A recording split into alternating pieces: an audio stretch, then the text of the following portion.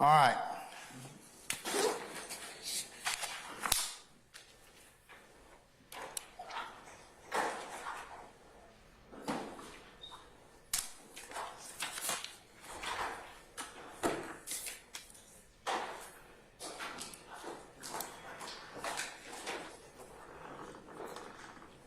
Okay, we have other guests, I think, this afternoon.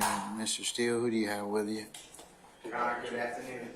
I have the pleasure of working with the young lady, Mr. Kendrick and Mr. Adams, and acting with Mr. Courtney, C-O-R-T-N-Y Edwards.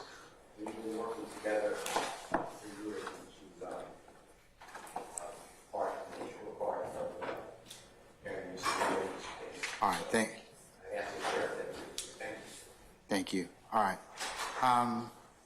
Ms. Westmoreland, who do you have with you? Good afternoon, Your Honor. We have Mr. Provoke.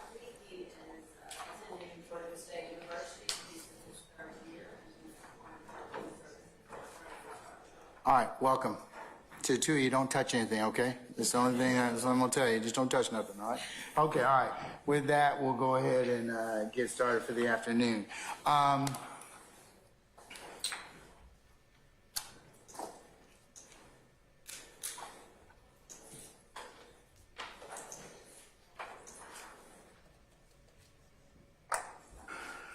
Okay, matter of housekeeping. Ms. Westmoreland, have you all finished your motion to particularize as of yet? I'm just inquiring about it. I'm not taking it up because I'm going to take it up next week, but. Absolutely, Your Honor. Okay, all right, good. Thank you very much. Thank you. All right, if you would be so kind to send Mr. Kearns a copy of that so we can prepare. If you haven't done so already, okay, there you go. All right. So right now, I believe, for at least for the majority of the afternoon, have a lyrics motion,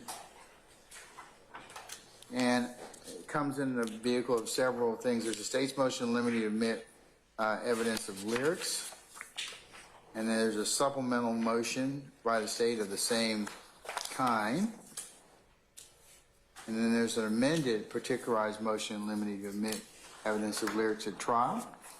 And then there is filed by Mr. Kendrick an opposition to the state's second supplemental motion, second supplemental, and motion limited to admit lyrics at trial. So, Mr. Carlson, I understand you are arguing or going to pursue this motion, and then Mr.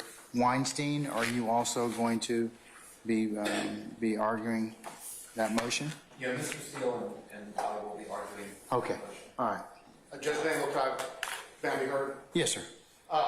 In actuality, Your Honor, we are going to divide some duties on this to make sure that the hearing is handled as expeditiously as possible.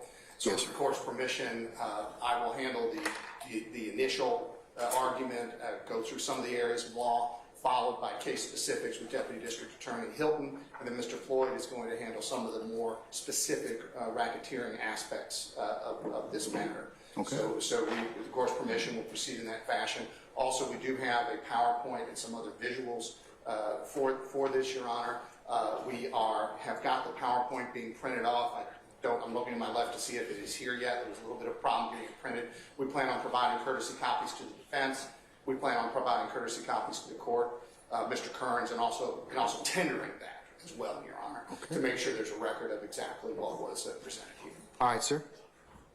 Mr. Steele? And Your Honor, just for completeness, Mr. Williams filed a motion limiting number 2, motion to strike, and that deals with, it was filed by the way on November 29, 2022 at 3:35 in the afternoon, and that deals with excluding social media, hip-hop videos, song lyrics under the first 14th Amendment, corresponding section of the Georgia Constitution, as well as OCGA section 24-4, 401, 402, 403, 404A. So that. I think we can take that up in the same vein, okay? All right, okay. Your Honor, just for the record, I need to formally join Mr. Weinstein and Mr. Steele's motion. thought that we had the Harvey rule. But specifically, Your Honor, the state, although my client is not a signed artist, the state has identified lyrics allegedly performed by my client. Okay. All right. Thank you. All right, thank you. All right, Mr. Carlson, if you want to proceed at this point in time, sir. Wes, Thank print you, that Your other Honor. one. And Print that I other believe one. we have now copies of the PowerPoint, which Ms. Love is going to, we have the copies now for the court. Mr. Kearns, the remainder are coming, and we'll tender those into the record and provide you. Okay. All right, sir. Thank you.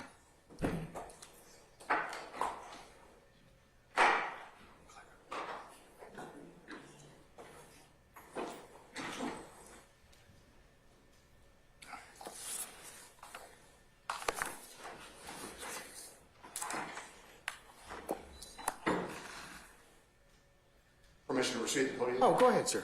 Yeah. Yeah, they're coming. Oh, okay. They're coming. All right.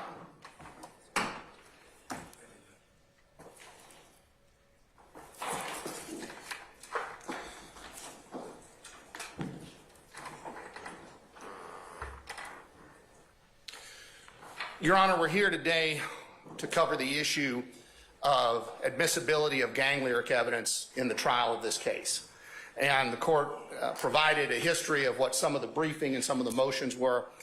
This began essentially a year ago. I believe there were some earlier, if I remember correctly, and I know the folks who have been involved in this case will correct me if somehow I'm not completely accurate on this, but there were initially some defense motions to preclude this evidence. The state responded to those along with motion to admit, and to the court was very exact on that. Then the state delivered particular motions in order to make sure that defense would be on notice of at least some of the lyrics we plan on introducing at trial. So we take a look, Your Honor, at what exactly is the issue that's before the court in this case today, and that is YSL gang evidence admissible in a YSL gang prosecution? Because the question is not rap lyrics. The question is gang lyrics. And the question in particular, Your Honor, are YSL gang lyrics either coming as party admissions, either coming as adoptive admissions, either coming as co-conspirator admissions, or coming as declarations against interest for relevant purposes from YSL gang members and associates. So the issue here is not rap. This is not randomly the state attempting to bring in Run DMC from the 80s. This is not the state attempting to bring in some other type of lyric evidence. This is specific. These are party admissions. They happen to come in the form of lyrics, Judge. What we have from the defense here, Your Honor, are really two issues that the court needs to resolve. They have filed blanket objections.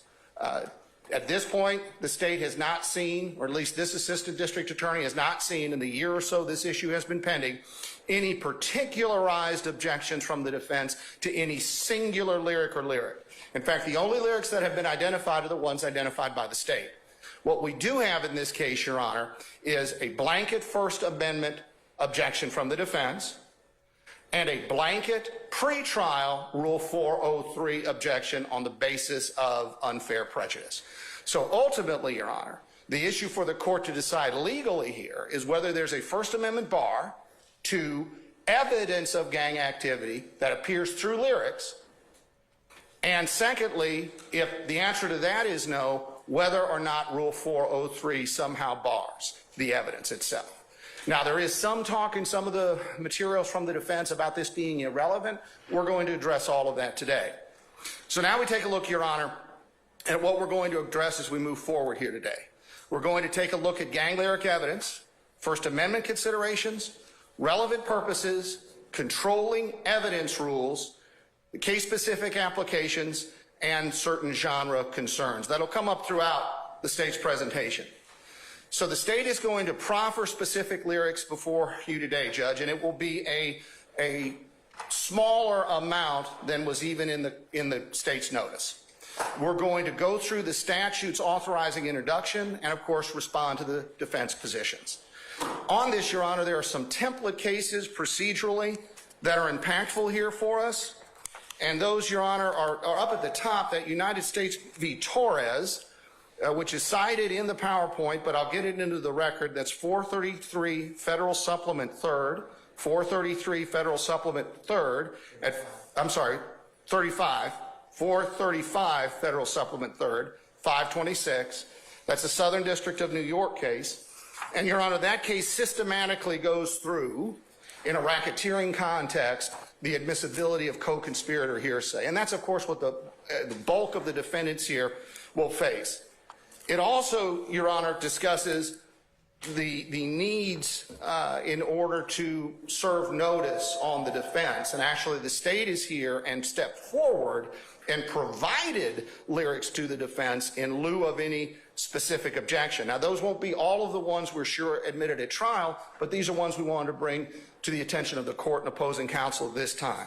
Also, there's United States versus White at the 2023 United States Lexus 122492 site, and United States v. Taylor, 2022 U.S. District Lexus 206008, and those are fairly recent cases. One is 2023, the other is 2022.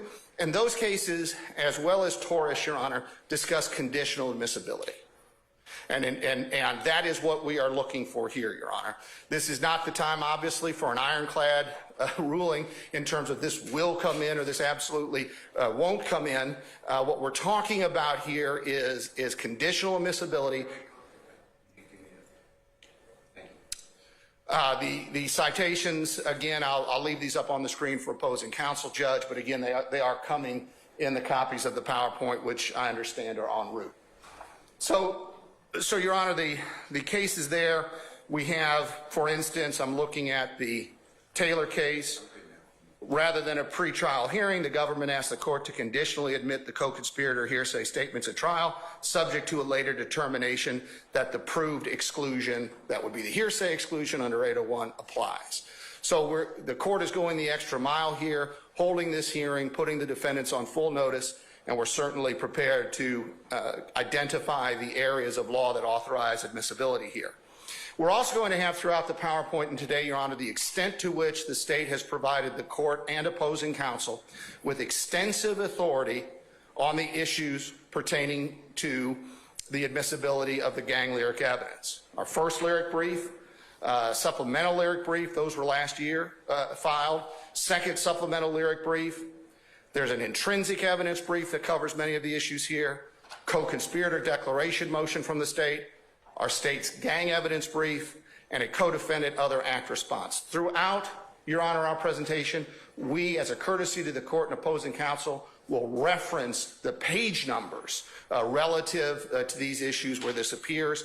So again, there's no question about the voluminous authority that we've presented on this, and we have not received any specific authority in return at this point, Your Honor, to refute any of that. So the state's request today is essentially going to be, Your Honor, to apply Georgia's evidence statutes as written and conditionally admit the particularized lyrics that the state is going to present today. Those will be identified in this PowerPoint, and they will be fewer than in our particularized motion. That with regard to any pending lyrics, the court issue a ruling consistent with those federal decisions we've cited and the others in our briefing, that the court will hold that it will conditionally admit those subject to, as with the briefs we've identified, as with the lyrics we've identified, subject to the state laying a proper foundation, and of course a 403 assessment at trial. And lastly, Your Honor, we of course are going to ask the court to deny the defense's blanket motions to exclude these in toto. So we want to take a look first now, Your Honor, at the fundamentals of the law that apply here and what are the authorized purposes for the admission of gang evidence. There are three areas, and ironically this comes out of some of this division, some of the academic research, likely the defense would appreciate, at least in terms of the conclusions, but the divisions are very helpful. Does the lyric evidence go to prove the corpus delicti of the crime? Is the lyric the offense in and of itself? And that's not the situation here. This is not a threat case, a true threat case. We'll get to that momentarily. And then the next two areas, does the lyric evidence provide proof of the criminal act? circumstantially, or direct. And that's going to be determined by the charging statutes in this case. The racketeering statutes, the gang statutes, and any underlying offenses that we have. And then secondly, does the gang evidence, lyric evidence, demonstrate in any way the mental state of the defendants? And that, of course, Your Honor, would be informed by those same statutes. We're talking relevance here. So is somehow the lyric going to prove or demonstrate an element of one of those offenses? And that's really the issue if we're not on what's called a true threat case.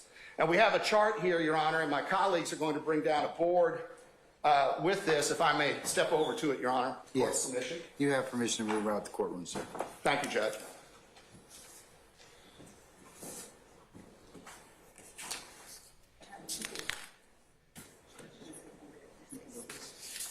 And I appreciate my colleagues' assistance and the court's patience, Judge.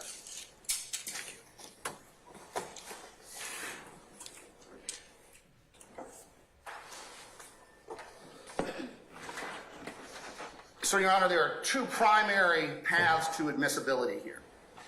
We have the gang evidence, and then the question is, does the lyric form the corpus delicti? Is it the thing being prosecuted? Then that is the only time the First Amendment becomes an issue. And then if it is a true threat case, then the lyric evidence can be admitted. That is not the situation in Mr. Carlson, Ms. Love, would you do me a favor? Can you hand the media in the front row these particular documents? Yes, Your Honor. Because they can't see. Yes, Your Honor. Right, we have the documents too. They're coming. And I would note for the record, it is up. Have they been otherwise copied as of yet? Some of them, Your Honor. Can we handle as many as we can at this point in time, madam? I'll just recess and play. Just give me a second, Mr. Steele. We'll see what we can do to help you out. Thank you, sir. I don't have copies for everybody, so stop looking at me like, where's mine, okay? But that's the best I can do for you.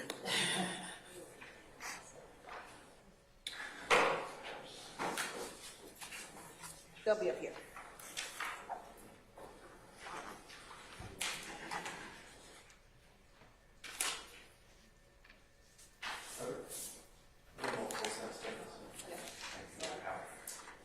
This is. Ms. Love, did you give out the PowerPoint to some people? Yes, the Reed attorneys have the PowerPoint. The other ones are on their way. Who has the PowerPoint? I have. Westmoreland, Mr. Shard, and Ms. D. Williams. Is that sharp on this PowerPoint? No.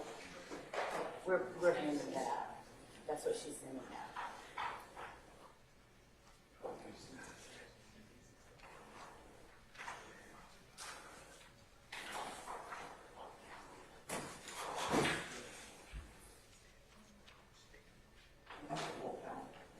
The additional PowerPoints are coming. 3 people have them, the additional one.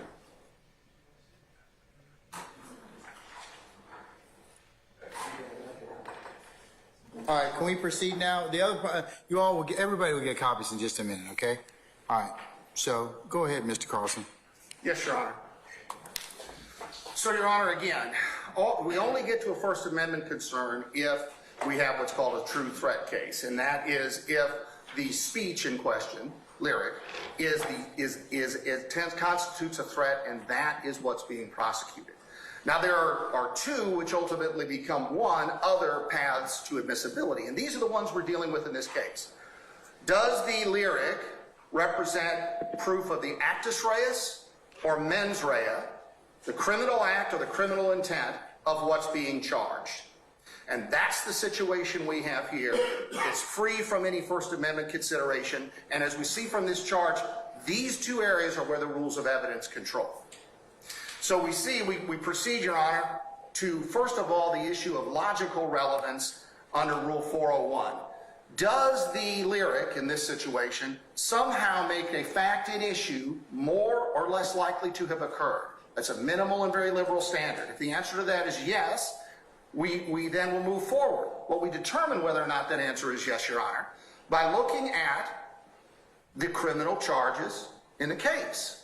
And here we're going to look at what are the elements of proof, what kind of circumstantial and direct evidence is admissible in a racketeering, criminal street gang act, or any of the other offenses that we have here, to include murder. And if the answer is yes, this lyric would somehow make something more or less likely to have occurred there, we go to Rule 402.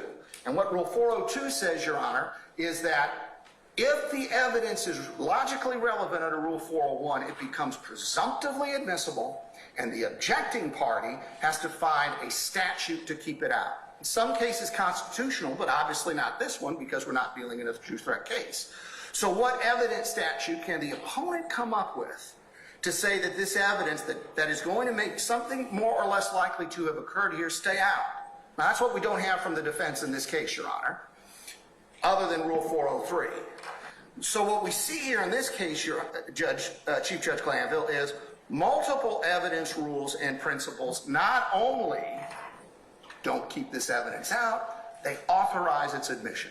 We're going to see that through the direct party admission rule at Rule 801D2A, the adoptive admission rule at 801D2B, the co-conspirator hearsay exemption from the hearsay rule, 801D2E, the rule concerning declarations against interest, 804B3. This is going to, as we'll see, constitute intrinsic evidence, tells the story of the crime. And also there are specialty rules attended to street gang act prosecutions that apply when 1615-4 is charged, and that is 1615-3, evidence of gangs' customs and behaviors. And 1615-9, other criminal acts of gang members offered to prove the existence of the organization. And then the last chance to keep this out is the rule of legal relevance. Rule 403, again, the burden is on the objecting party, and it's a heavy burden. They have to demonstrate there's no other reason, essentially, to, quote, drag this evidence in by its heels other than to unfairly prejudice the defense, and it essentially has no probative value. That won't be the case here, Your Honor, as we'll see. And so following that path, the lyric evidence in this case, for both actus reus and mens rea purposes, is going to be authorized for its introduction and become admitted gang lyric evidence.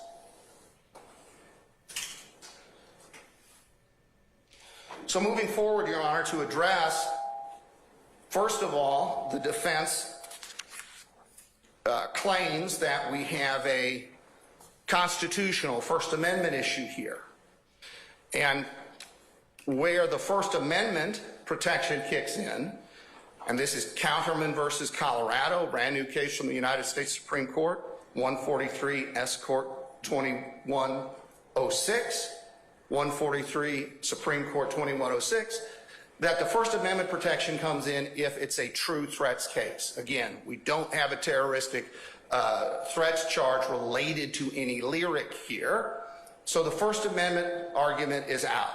Same goes under Georgia law, Harrell versus State, again in our materials for the spelling 297 Georgia 884. So Mr. Carlson, if I can interrupt you. So the defense contention that these particular lyrics are poetry, artistry, speech against the artists themselves, is that why they're not applicable under the First Amendment?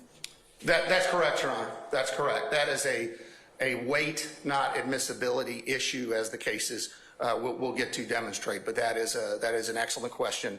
And again, that position circumnavigates its way around the actual issue. Whether they claim it's artistic expression or not is irrelevant in terms of a constitutional analysis. The constitutional analysis is, are they being prosecuted strictly for that expression? And the answer here is no. And their argument in favor of their position actually answers that question affirmatively for the state. Okay, all right. All right, continue. So we go to the next issue, Your Honor, and clearly the court is on top of these issues because this is our next slide. United States Supreme Court authority. The First Amendment does not prohibit the evidentiary use of speech. Here, the lyrics are being presented to prove things like the nature of YSL as a racketeering enterprise, the expectations of YSL as a criminal street gang. We've got party admissions for even the offense of murder here. This is evidentiary use This is not pillorying any of these defendants for the lawful exercise of their First Amendment right. This is bringing this in as evidence of criminal offenses, and there's no First Amendment right for any of the offenses in the current indictment. Those aren't modes of expression, Your Honor.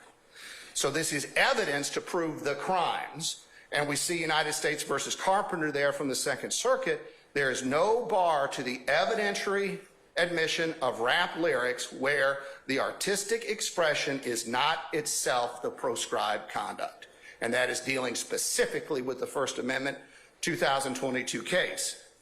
So we move on, Your Honor, to a very insightful line here from this Eastern District of Pennsylvania.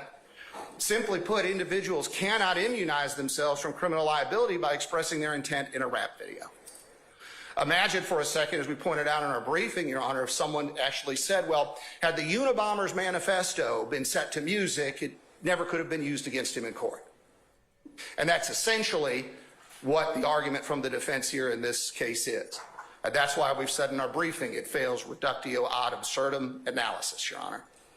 The importance of context, we are aware that the Johnny Cash metaphor is here, but no one's ever come up with, to this assistant district attorney's knowledge, Your Honor, proof that Johnny Cash was ever accused of murdering a man in Washoe County, Nevada. Had that happened, his lyrics would, in all likelihood, have been used against him. So there's a difference, Your Honor, between an abstract musical expression or any other kind of artistic expression that can't be linked to the charges and the behaviors accused in an indictment. So looking at that in a vacuum is exactly what should not, and then trying to conflate it with the facts in a case like this or any of the other cases where this has been done, is just not the analysis involved. Another insightful line, Your Honor, this time from the Eastern District of New York, the defendants have to find an evidence rule to keep relevant evidence out.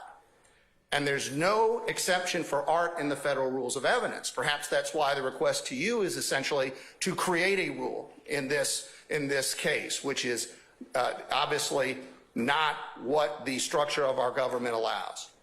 So we see this is not a situation where the rules of evidence can be suspended. Right here to the court's question from a moment ago, the defendant may argue he took certain creative licenses with music, but that goes to the weight of the evidence, not its admissibility. That's a jury issue, Judge. Was this true? How true was it? If it moves the needle on relevance, then it's presumptively admissible, and that's what cross-examination and opening statements and final arguments are all about. And let's take a look at the genre-specific issue, Judge. The same rules that the state is relying on to introduce the lyric evidence here has been used across the country in hate crime and hate group prosecutions to get in the material that they inundate themselves with.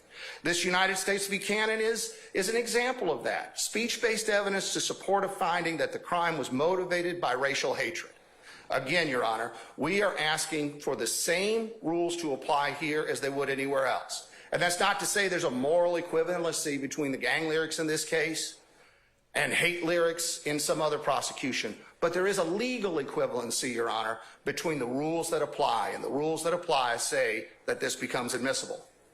So, Your Honor, there's no First Amendment bar to the use of the YSL gang lyrics as evidence of YSL crimes. That's not something that's constitutionally prescribed. And we see here over to the right of this slide, in our first lyric brief, supplemental lyric brief, and second supplemental lyric brief, the extensive authority from Georgia, from federal courts and state courts all around the country that really are in unison on this. So now we go to the next issue, Your Honor, whether or not gang lyric evidence can be used to, or how, because we know it can be used to prove criminal intent or a criminal act.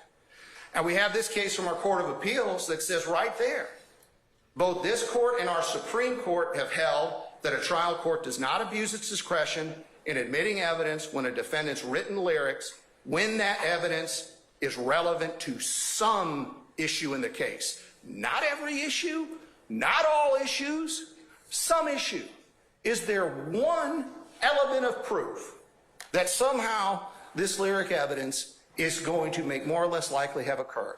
That's the test before the court, according to our Court of Appeals in Ward versus State, 339 Georgia Appeals 621, 339 Georgia Appeals 621.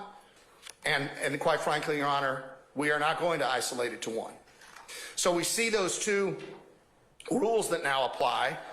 Our Rule 401 liberal relevant standard set forth there in Booth versus State, and then Rule 402, the cornerstone rule of our evidence code that says all relevant evidence shall be admissible except as limited by constitutional requirements, which don't apply here, or as otherwise provided by law. Now, Your Honor, Rule 402 has been actively used by our Supreme Court to take away former common law restrictions to the introduction of relevant evidence, but also to preclude exactly what the defense is asking for here, judicially architected rules of exclusion. And that is what the defense is asking for here. Call it art, keep it out, ignore the work of the General Assembly. So we go forward, Your Honor. As we head into this now, relevance is determined by the elements of the offenses as to both actus reus and mens rea. We have these two areas now are not controlled by the Constitution. These two areas are now controlled by the rules of evidence. So we're going to look at the elements of those offenses. Mr. Floyd is here to assist us with that when it comes to the racketeering laws, and I'm going to survey this in any number of areas quickly prior to Deputy District Attorney Hilton providing us with the specifics in this case. So, Your Honor, in a Criminal Street Gang Act prosecution under the primary charging provision, that's 16-15-4A, there are 4 matters the state needs to prove, according to our Supreme Court. So what we need to think about now is does a lyric somehow make more or less likely one of these 4 matters? So does it demonstrate that an underlying offense occurred? Does it demonstrate that the group in question is a criminal street gang? Does it demonstrate that the defendant is associated with a criminal street gang? Or does it demonstrate that the defendant participated in the gang through the commission of the predicate offense? That's what the statute says. So, and remember, the group being a criminal street gang then, how large is it? What sort of behaviors does it engage in? Are those criminal in nature?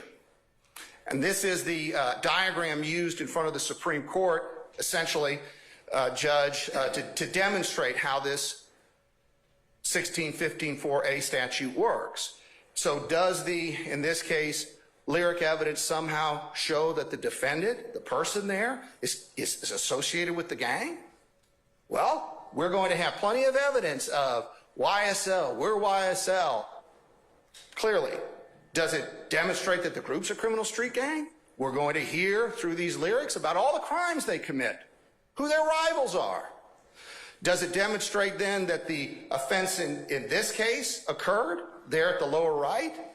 Absolutely, Your Honor. There are going to be direct admissions to the criminal conduct, some of that which is charged in this indictment. Some of it, I understand, connects to overt acts.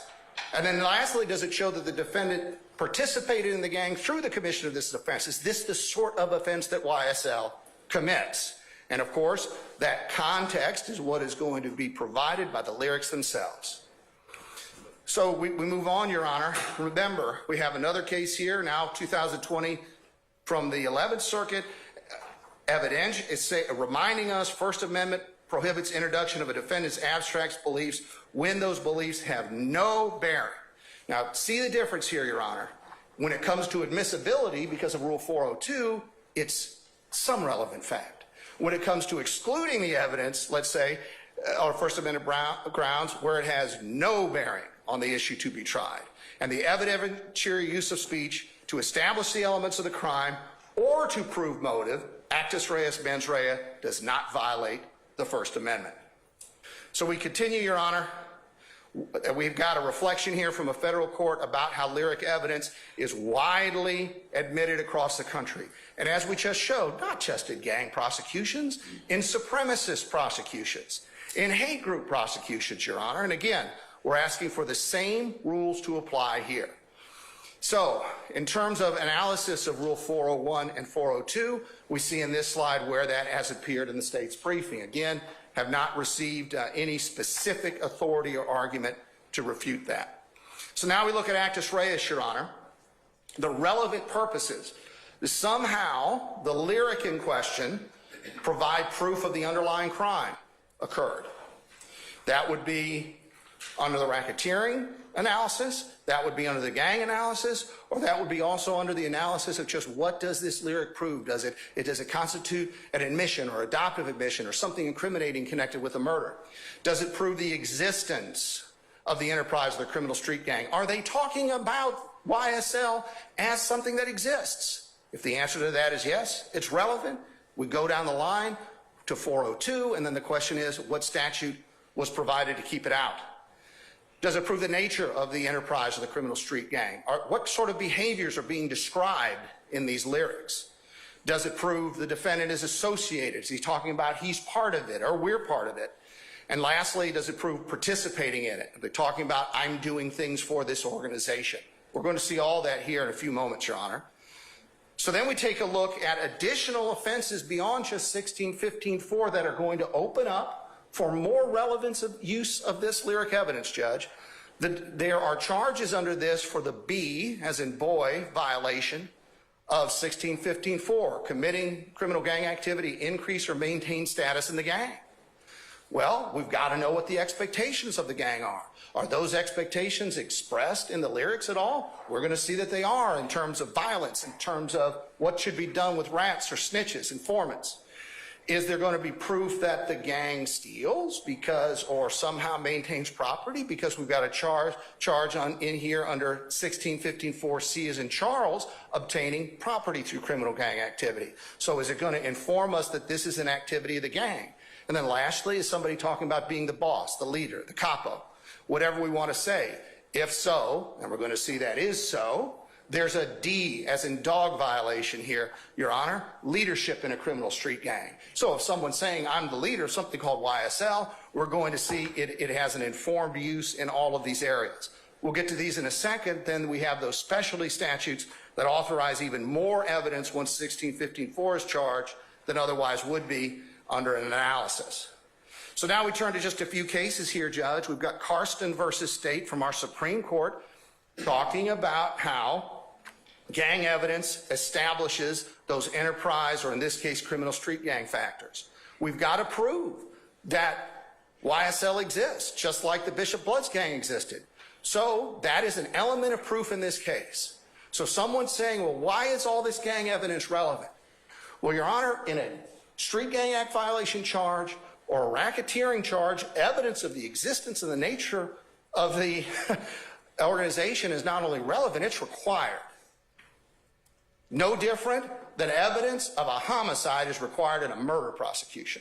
So for someone to say this evidence is irrelevant once those charges come is somehow taking the position that the state should not be allowed to put on evidence that's mandated by the statute. We see the association with the gang becomes admissible, and a video here, this was a video of gang activity, it was an attack actually, did those things and then also established motive. So we look at a few other cases here, Your Honor. Another video case here, this is United States v. Smith, significant probative value because it dealt with contested issues. And there's this issue contested in this case, whether they've obviously pled not guilty, so everything from actus reus to mens rea is on the table. We've got another case here, Taylor versus State, from our Supreme Court, where the rap lyrics found with the defendant referenced and pertained to the crime. So that is extremely high probativity in this case, not what's necessary, but again, are we going to have link-ups between evidence found during searches and what's being rapped about in this case? Absolutely. So right there, the legal controls that are here are saying that evidence is admissible. And again, proof of the nature of the gang. This is another supremacist case. This is a Texas prosecution under their gang statute that the lyrics showed the ideology of the group. If you've got a group with an ideology, that's part of its organizing principles, which we're going to see here, then of course that evidence is going to be admissible to demonstrate the group constitutes an enterprise or criminal street gang. So here we are where these issues have been briefed in detail for the court, Your Honor. Commission of the offense, the existence, the nature of the gang, affiliation with the gang, participation in the gang, and witness intimidation. And of course, we've got it linked to the areas in our briefing that it's been presented to opposing counsel in the court. Again, do not have any, that I'm aware of, any response taking actual issue with any of the case law that's in there. So now mens rea, Your Honor, mental state. Does somehow the lyric demonstrate motive related in some way to a racketeering enterprise or a gang, intent to commit any of these crimes, state of mind related to any of the offenses, or knowledge that YSL exists, knowledge of the sorts of things YSL does, knowledge of who's in YSL, knowledge of whose YSL's rivals might be. So all of this becomes proof for those purposes, but also what the state of mind is for any of the underlying offenses.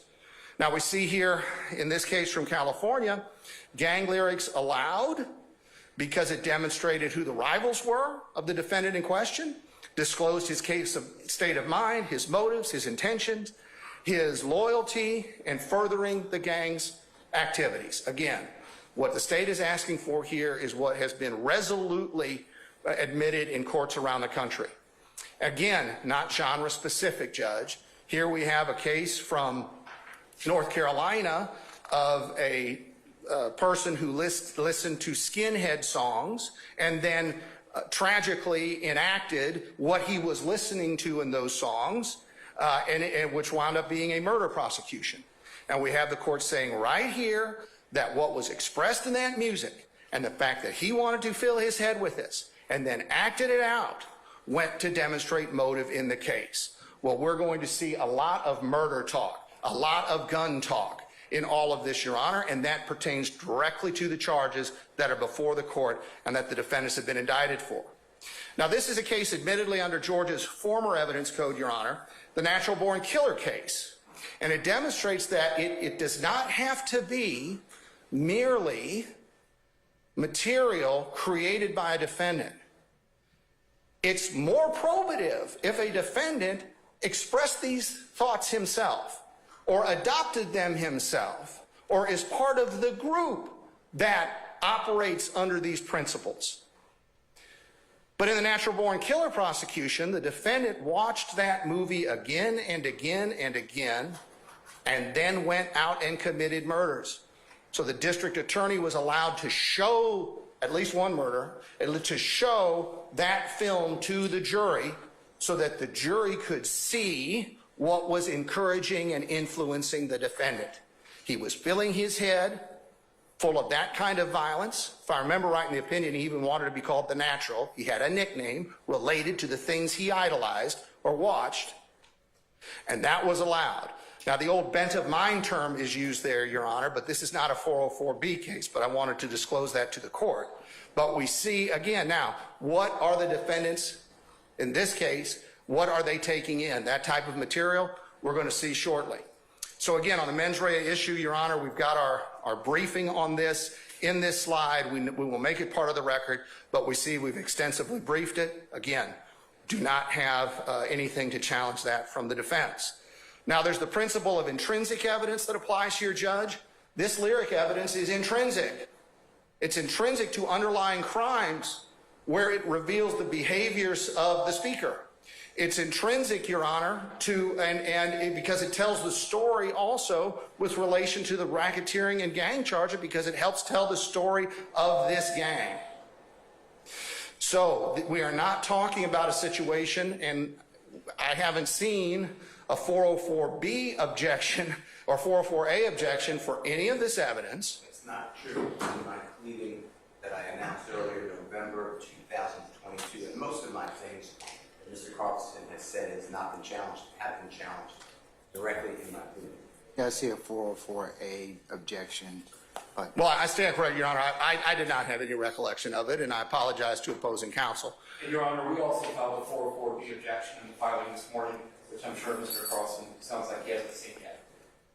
Well, that was inadvertent, Your Honor, and certainly, but let's take a look. Do we have anything to say definitively that somehow the lyric evidence in this case is not part of the same transaction or series of transactions necessary to complete the story, inextricably intertwined, dealing with the change of events, explaining context, motive, setup of the crime, or as an integral part of the account? This is a YSL prosecution. YSL has been designated an enterprise.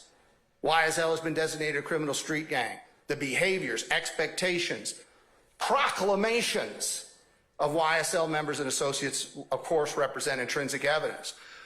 And of course, in gang cases, intrinsic evidence is admissible. Here in Fleming v. State, 306 Georgia 240.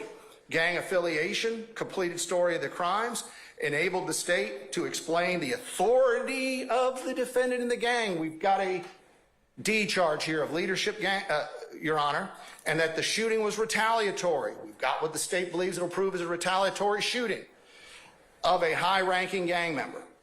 Of course, that's exactly what we have in this case. That's exactly what the courts call intrinsic evidence, immune from 404B.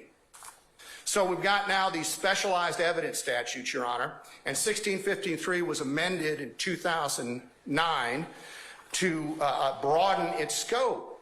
But admissible by statute, Your Honor, are such things as common name or common identifying signs, distinguishing characteristics, including but not limited to common activities, customs, or behaviors. Do these lyrics demonstrate what's being conveyed to the world as the behaviors of YSL? Yes. Do those have a link in the charges of this case? Yes. Admissible under 1615.3. And now do we have evidence of commission, adjudication, conviction of an offense enumerated in 1615.3, the other part of that, the part of that that defines criminal gang activity,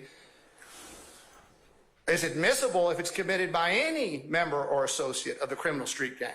Now, there's another part of 1615.9, Your Honor, that was deemed unconstitutional.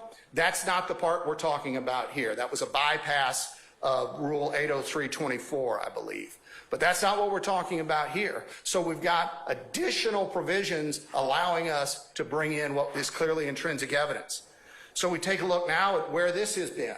And again, Your Honor, we've got this voluminous authority in our supplemental lyric brief, intrinsic evidence brief, co-defendant other act responsive 2 to 3. So we had this type of briefing in response to refute any of that. We'll let the record speak for that, Your Honor. So now let's take a look at that next section.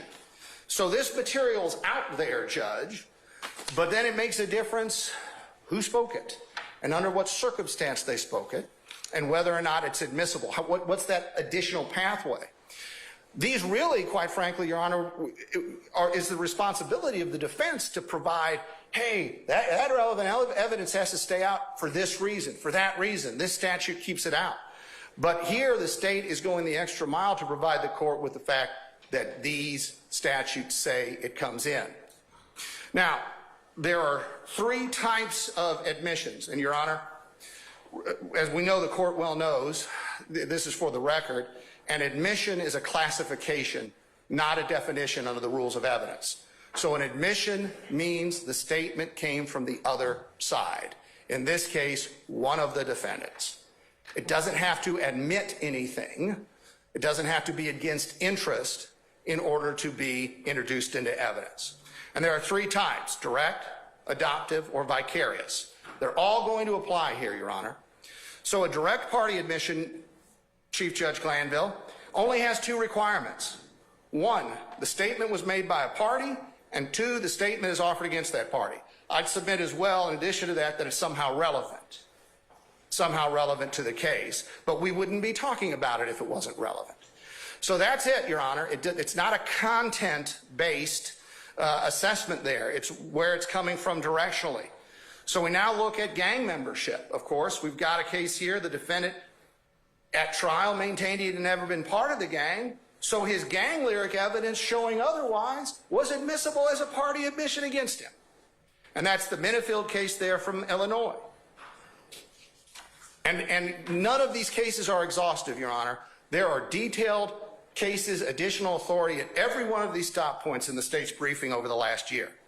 Lyrics can provide gang motivation behind the crime. Regardless, we see here from this OLGUIN case from California, regardless of whether the lyrics were written before or after the killing, they were authenticated as the work of a defendant there or a co-defendant. As such, they demonstrated membership of the gang, loyalty to it, familiarity with gang culture, inferentially his motive and intent on the day of the killing. This was a crime alleged to be gang-related. Gang membership was obviously important, and evidence tending to show it highly relevant. Your Honor is about to see the volume of gang identification, even in the sliver of lyrics that we're bringing before you here today. It's repeated, it is extensive, and it is persistent. Now let's take a look at adoptive admissions, Your Honor. Now the classic case of adoptive admissions in that State versus Orr, 305 Georgia 729, is essentially a loaded question comes to an individual, the person is in a position to deny it, doesn't, and then they adopt the content of that. Now there was the old Mallory rule, which I know the court is aware has been eviscerated in Georgia with the adoption of the federal rules of evidence here, and the Mallory rule said those weren't admissible in criminal cases. Orr did away with that. Actually, quite frankly, what Orr told us was the General Assembly did away with that when it adopted the federal rule. But that rule's gone, Your Honor, and Orr says we follow, of course, the federal authority on this. But there are other sorts of adoptions, Judge, and sometimes in the case law this is called adoption by use. Forwarding an email, maintaining a document, or posting lyrics on someone's website. Defendant A posts defendant B's lyrics. Now the individual has arguably adopted the contents. And that's essentially what occurred there in the Rico or Recchio case from the 4th Circuit in 2018. It says here, and now we're back again, Judge, to what the jury issue is. There might be a lot of reasons to post lyrics, but in some circumstances, we submit to you, a YSL member, posting, forwarding, helping to create YSL lyrics. That's because they wish to express a certain view and believe the words of an artist, including a rap musician, express that view especially effectively. Whether someone has adopted the lyrics as his own statement depends on the particular facts of this case, but we're only talking conditional admissibility here, Your Honor. We're only talking that minor standard. Now this Hankton, Your Honor, and I want to get this case cited into the record. United States versus Hankton, Hankton, 51 Fed 4th 578, 51 Fed 4th 578. That's a 2022 case from the 5th Circuit, and we've included a link to this actual video in our briefing, Judge. It was a murder, and it was a rap video with multiple members, if memory serves correctly, from the gang in the video. And one of the defendants who was implicated in the murder in the video just for an instant.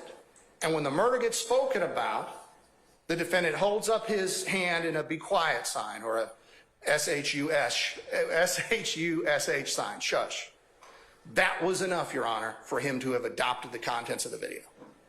According to the 5th Circuit, 2022. He participated in its creation. He's in there, and particularly at the moment the underlying crime is being discussed, he is there and making a gesture along with it. So now we deal again in this case with questions of art, with question of should the artist, who the actual rapper, have been brought in to be cross-examined prior to this being admissible. And take a look at what the 5th Circuit says. The defendant may well be correct that the lyrics were subject to interpretation, but that interpretation was within the province of the jury to determine. That's not a basis on which to exclude pertinent evidence. And now the co-conspirator admission, Your Honor. The basic foundation here. The state is required to show a conspiracy existed. The conspiracy included the declarant and the defendant against whom the statement is offered, and the statement was made during the course and in furtherance of the conspiracy. And that's Kemp versus State at 303 Georgia 385. Now Kemp's particularly important here because it's a gang prosecution, Your Honor. And one of the factors in Kemp is, when does the conspiracy terminate? Well, we were dealing with a gang in Kemp, Your Honor. The conspiracy continues past the point of indictment, onto the trial, the conspiratorial framework is not limited to an underlying constituent crime. It continues, Your Honor, as long as the gang continues. And another thing that Kemp stands for is any statement that's somehow going to further the interest of the gang, promoting cohesion, promoting fear, anything along those lines, gang members reporting back and forth to each other about gang activity, which we're going to see in these lyrics, that all falls under the co-conspirator exception. So when defendant A makes that statement, if it is subject to the co-conspirator exception, it's now a party admission. So defendants B, C, D, E, F, it is as if they said it. That's Rule 801 D2E. That's why it's an exemption. I apologize for misspeaking, not an exception to the hearsay rule. And the Kemp case opened that up specifically on the gang statute. And what we had in Kemp, Your Honor, was a gangster disciple homicide. One of the 3 gangster disciple defendants is in the detention center. He's having a conversation with an unrelated to the case gangster disciple about that murder. That unrelated gangster disciple was able to come on the witness stand, testify about what the speaking defendant said, and then that became the co-conspirator admission of the other defendants. So now, Your Honor, in enterprise gang and conspiracy cases, again, Kemp, to that point we just raised, specific acts charged. The charged murder did not end with the involvement or association with gangster disciples because, or I'm sorry, let me rephrase that. The specific acts charged, the murder, did not end the defendant's involvement or association with the gangster disciples. As long as they remain associated with the organization, then those co-conspirator hearsay admissions are coming in against them. And again, we see this principle pertains to gang cases in 3 areas, and this is that template case Torres again, and we're going to have all 3 of these type of statements, Your Honor. Does the statement, is it made in the lead up or during certain actions taken by the enterprise? Is the statement pertain to acts committed during the course of the conspiracy or somehow apprise a co-conspirator on the progress of the conspiracy? We're going to see that. And does it have to do with the group's ranking system, code, words, and history? I'm the boss. Here's who's with me. Here's what we've done in the past.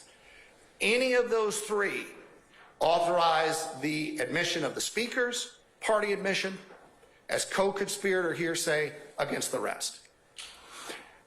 And we have this, another case here, rap tracks being allowed in as conditionally admissible in that United States versus Graham case. So we see a little further declarations against interest, Your Honor. This is when there's a dispute over whether or not it constitutes co-conspirator hearsay. Is the person unavailable as a witness, someone who doesn't come in, won't come in, or it could be a non-testifying co-defendant, although usually that'll be co-conspirator hearsay. Does it expose someone to criminal or civil liability? I'm in a gang. I do gang things. I committed this offense with someone else. And are there corroborating circumstances that indicate the trustworthiness? Now, that doesn't mean it's something legal being discussed. It just says, are there surrounding circumstances there that demonstrate that the statement is what it claims to be and that it can be trusted by the court for admissibility purposes? Those apply in gang cases, as this Magnum case shows. The defendant repeated his statement about the conspiracy again and again and again and the murder to many people. Therefore, the statement, remember, of the declarant becomes admissible against everyone else if it satisfies the foundational requirements. So, gang lyrics and declaration, again, we have it here. Songs helped establish that the group was a gang. Songs helped establish that the defendant or the speaker was a member of the gang and that he went looking to assault people, I believe, in a rival gang. And that's that Ramos case. So again, all of these concepts extensively briefed by the state. The record will see whether or not there was that sort of authority provided in response. So now the last issue to cover here, Your Honor, before we get to the specifics, is the issue of 24-403, no statutory analog to that in Georgia's former evidence code, unfair prejudice. And the first thing, Your Honor, is that the defendant's 403 motion is really untimely. We see here from this Eli versus Cabot Oil case, pretrial Rule 403 exclusions should rarely be granted. So again, our request, Your Honor, for conditional admissibility, subject to us laying the proper foundation, and an at-trial 403 assessment completely comports with this authority. Excluding the evidence as being more prejudicial at a pretrial stage is extreme, rarely necessary because no harm is done in admitting the evidence at that stage. And remember, it's only matters of scant or cumulative probative force dragged in by the heels just for the sake of its prejudicial effect is what gets excluded at trial by 403. Now, Your Honor, in terms of lyrics evidence, this is an article by Professor Coonan from University of Georgia Law School talking about how the burden of justifying the exclusion under 403 rests squarely on the objecting party. That burden's a heavy one because just charging it requires an all-out focus only on the problems of unfair prejudice. So remember, it is not up to the state to demonstrate that this is not 403 barred. The defense has to show that this is the rare exception that 403 applies. And again, we have here gang lyrics not outside of Rule 403. Again, is this strong evidence? Yes. Is a confession strong evidence? Yes. Is a video in an automobile accident case strong evidence? Yes. But that doesn't mean merely because it's highly probative, it's unfairly prejudicial. And even that unfair prejudice is only part of the balance. To exclude it under 403, the probative value has to be minimal. And again, these lyrics are going to be all about this particular criminal street gang. So now we look again at that high standard for the defendant. This is a rap video case, not a gang prosecution, and it talks about how the video was replete with obscenities and slurs, but it's not per se prejudicial because of that. It connected to the case there in Wilson versus State, and that's a 2023 decision from our Supreme Court, and it shows the defendants boasting about making money, just like the lyrics in this case. Boasting about being in the violent drug trade. Again, we're going to see, perhaps not today, but ultimately, those types of references. And again, demonstrating again, Your Honor, while it might be highly prejudicial, it's not illegally prejudicial. It's not excludable by 403. It had a high probative value. And it says right here, this is not a question of evidence that could inflame the passion of a jury for a reason irrelevant to the guilt or innocence of the defendant. Again, part of the defense's burden here is to demonstrate how irrelevant this evidence is to YSL and to the charges, and not going to be able to do that. Again, not genre specific, Your Honor. We have this Magleby case from the 10th Circuit, another supremacist song. The lyrics of the song were harmful to the case, but were harmful to the defendant's case, but that didn't mean they shouldn't come in. And remember, Your Honor, in most of these supremacist hate group type cases, the defendant's someone who listened to the material or possessed the material. Well, that's obviously of a lower probative value than when the person's producing it, which is what we have in this case, and passing it around to each other, and even more than that, putting it out for the whole world to hear. So, public dissemination, to that point just raised, decreases that prejudice. Here we have this case, United States versus West. The defendants disseminated on social media evidence on public viewable sites, the purpose of which was to get noticed, the purpose of which was to be heard. So once again, that was factored into the 403 analysis to allow in the evidence in question. So at 403, Your Honor, again, we have extensive briefing on that, our lyrics brief, and our second supplemental lyrics brief. So we see, Your Honor, we have in this case, we're not dealing with a truth threat case. The lyrics do not form the corpus delicti of the crime. In fact, the lyrics are evidence of criminal intent and of criminal action. Criminal action. Actus reus, mens rea. They are highly relevant in this case, as we are about to see. They go to prove the offenses in question, demonstrates elements of proof of the offenses in question, and of course also, Your Honor, the mental states, the knowledge, the intent, the motive, the state of mind of the defendants. We're not going to see a statute that keeps them out, and we are respectfully requesting again, Your Honor, conditional introduction of these lyrics. With that, Your Honor, I'm going to turn it over to Deputy DA Hilton to talk about specifics. All right. Madam? Your Honor, can we take a brief comfort break?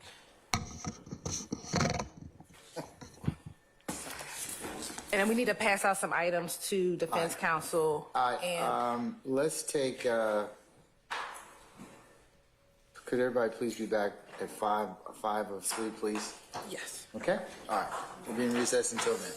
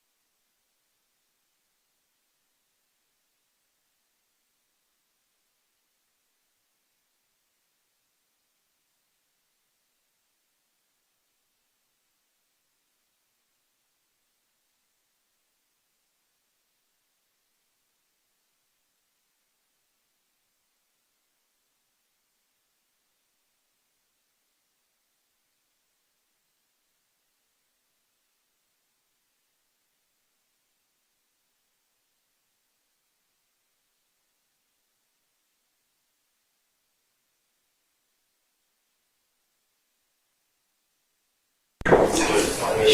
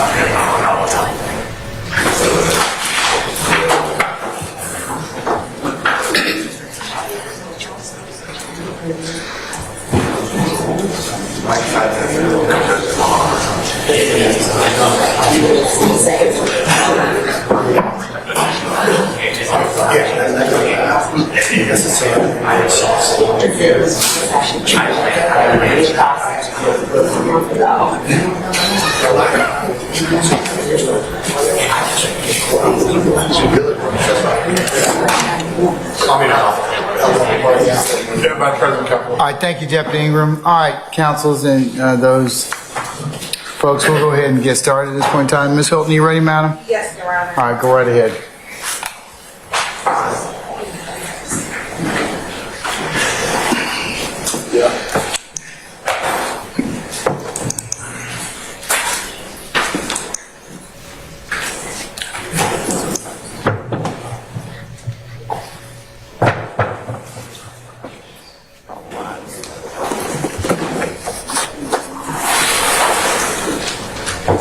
Your Honor, my screen is sharing. Give me 1 second. Do we have share on here? I got it. You should. And do you all have a copy of that? I gave mine away.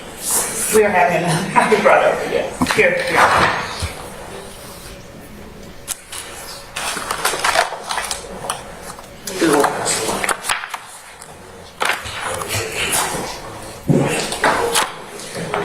Thanks. I was just looking for that. I think. Didn't you have another handout or something like that? Yeah, I'll give you this back, Ms. Love. I don't.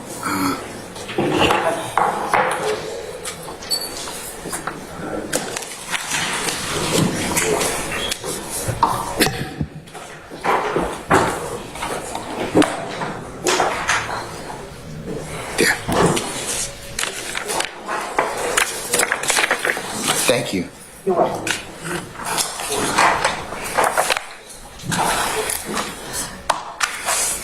Okay, all right, Ms. Hilton, whenever you're ready, madam. Thank you, Your Honor. Now, Your Honor, you just heard from Executive District Attorney Carlson regarding the areas in which these statements and lyrics can be entered. And so what this portion of the hearing will do is just speak about a certain number of the statements that the state is seeking to introduce. Again, this is only a few. But we have just wanted to identify for the court those lyrics and how they are relevant in this particular case. We are going to look at the lyrics in groupings. The first group is going to be some examples of evidence of the existence of the YSL enterprise. So these are 4 examples of these types of lyrics that the state will seek to introduce in this case. So we're going to start at the top here, the first lyric. This lyric was a lyric that is posted on the Instagram page of Shannon Stillwell. That Instagram page being OG.Bull, BOOL _. Some significance about this particular video is the video was filmed on Cleveland Avenue. We believe the address is 151 Cleveland Avenue. At the time that this video was done, which is in 2019, this was an Exxon gas station. It is no longer an Exxon gas station. Also of importance in this video, Your Honor, is there's other YSL gang members inside of that video. Specifically, Shannon Stillwell is the one that's going to be rapping in the video. Then Miles Farley appears in the video. Wooney Lee appears in the video, as well as Quarmavius Nichols. And of note, Your Honor, the title of the Instagram posting is Slat Talk. And Your Honor, we believe that through our gang investigators in trial, they will say what slat is slime love all the time. That is a frequent phraseology used by the gang. And so it is of note that this particular video is entitled Slat Talk. So specifically on this board, we have this verse. I just beat a murder rap, paid my lawyer $30 for that. There's a few other lyrics in between, and me and my slimes above the law. In addition to those lyrics, there's some other notable lyrics in this particular video. Mr. Stillwell states, and I keep a stick, ain't avoiding no smoke. Which a stick, Your Honor, we believe will come out in testimony through our gang expert is a gun. He also says, I'm that slime that you always talk about. I'll wipe your nose, sit in your family's face and just smile it off. While wiping your nose is another symbol that we are going to allege that the members of YSL use. Now, Your Honor, I have for the court, and I provided to defense counsel some still images of that video. May I approach? You may, madam.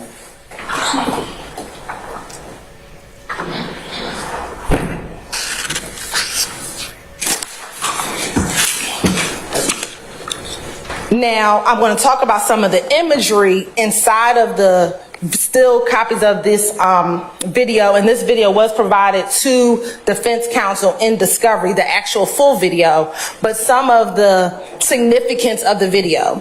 So, Your Honor, as you see in State's Exhibit number 1, Mr. Stillwell is bending down.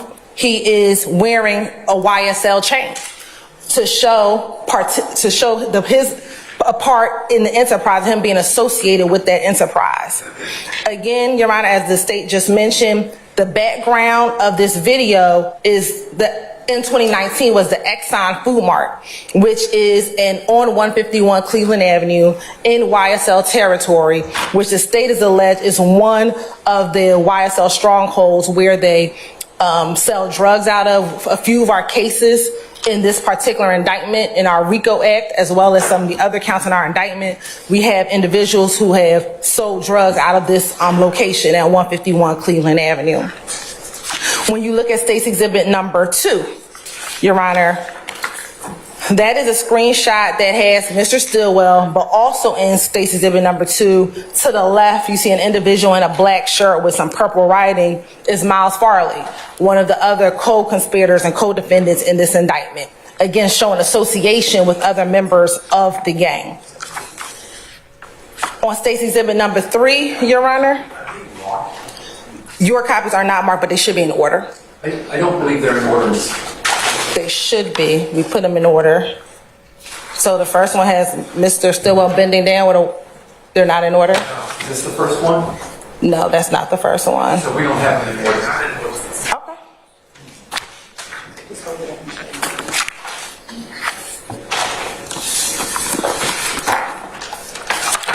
State's Exhibit number 1.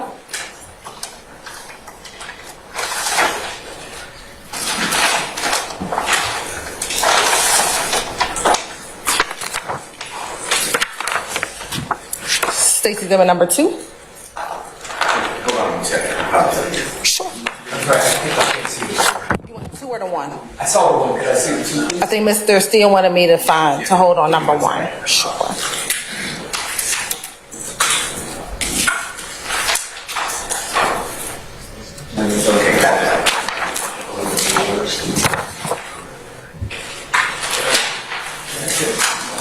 That's 3 of them. Number 2.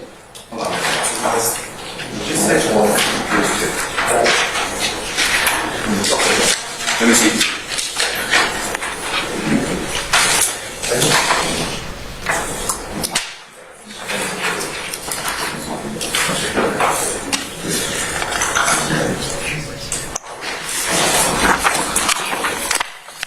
Number 3.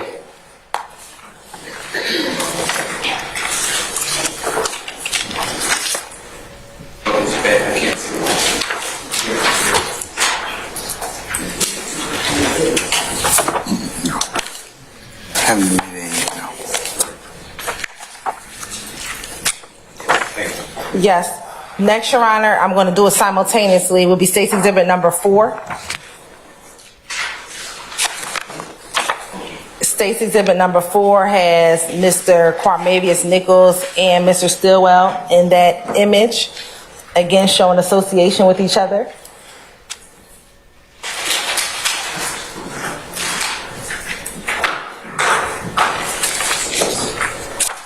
State's Exhibit number 5, we can move forward on, but it's again just Mr. Stillwell with a YSL chain.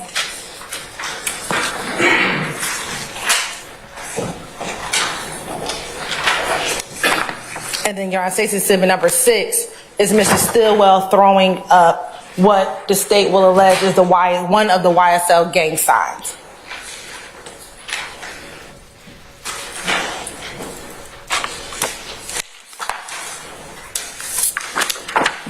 And then last, we have State's Exhibit number 7 with Mr. Stillwell and co-conspirator Wooney Lee in that image as well. I don't have state 7, man. I don't have up to 8. I have up to state 6. Okay. Well, Your Honor, I can approach with State's Exhibit number 7. Sure.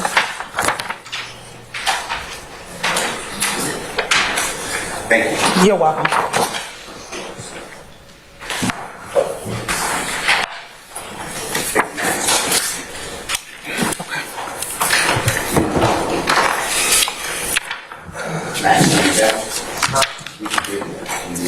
What's that?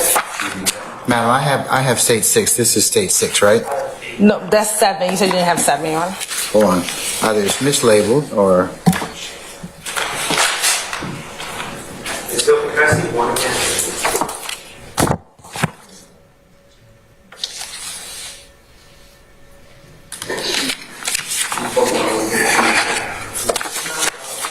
I'll let you look at what you gave me and then see if it's the same picture.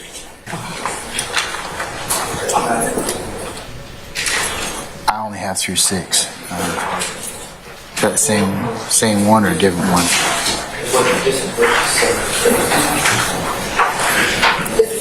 Okay. Okay. Number is this. Is that no? That's not exhibit, so you don't have. You have an extra picture. Show me one. Yeah, okay. But I have this one.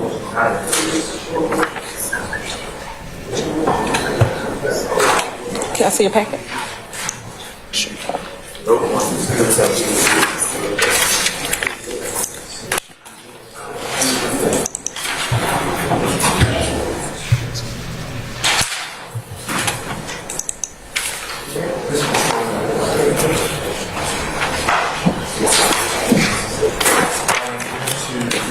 That's what you put number 1 on?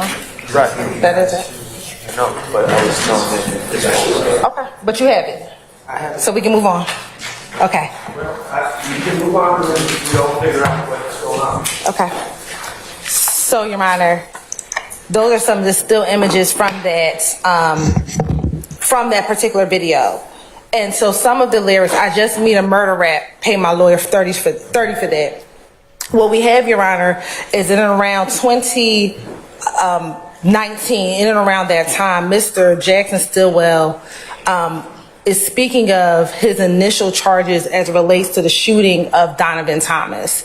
Around that time, Your Honor, those charges were initially dropped, but of course he was re-indicted on that indictment, re-indicted on those charges in this indictment. Then we also have, Your Honor, me and my slimes above the law. We don't walk into no court at all. Again, Mr. Stillwell and his fellow associates who are in the video, which is Lee, Farley, Nichols, are all appearing in that video, Your Honor.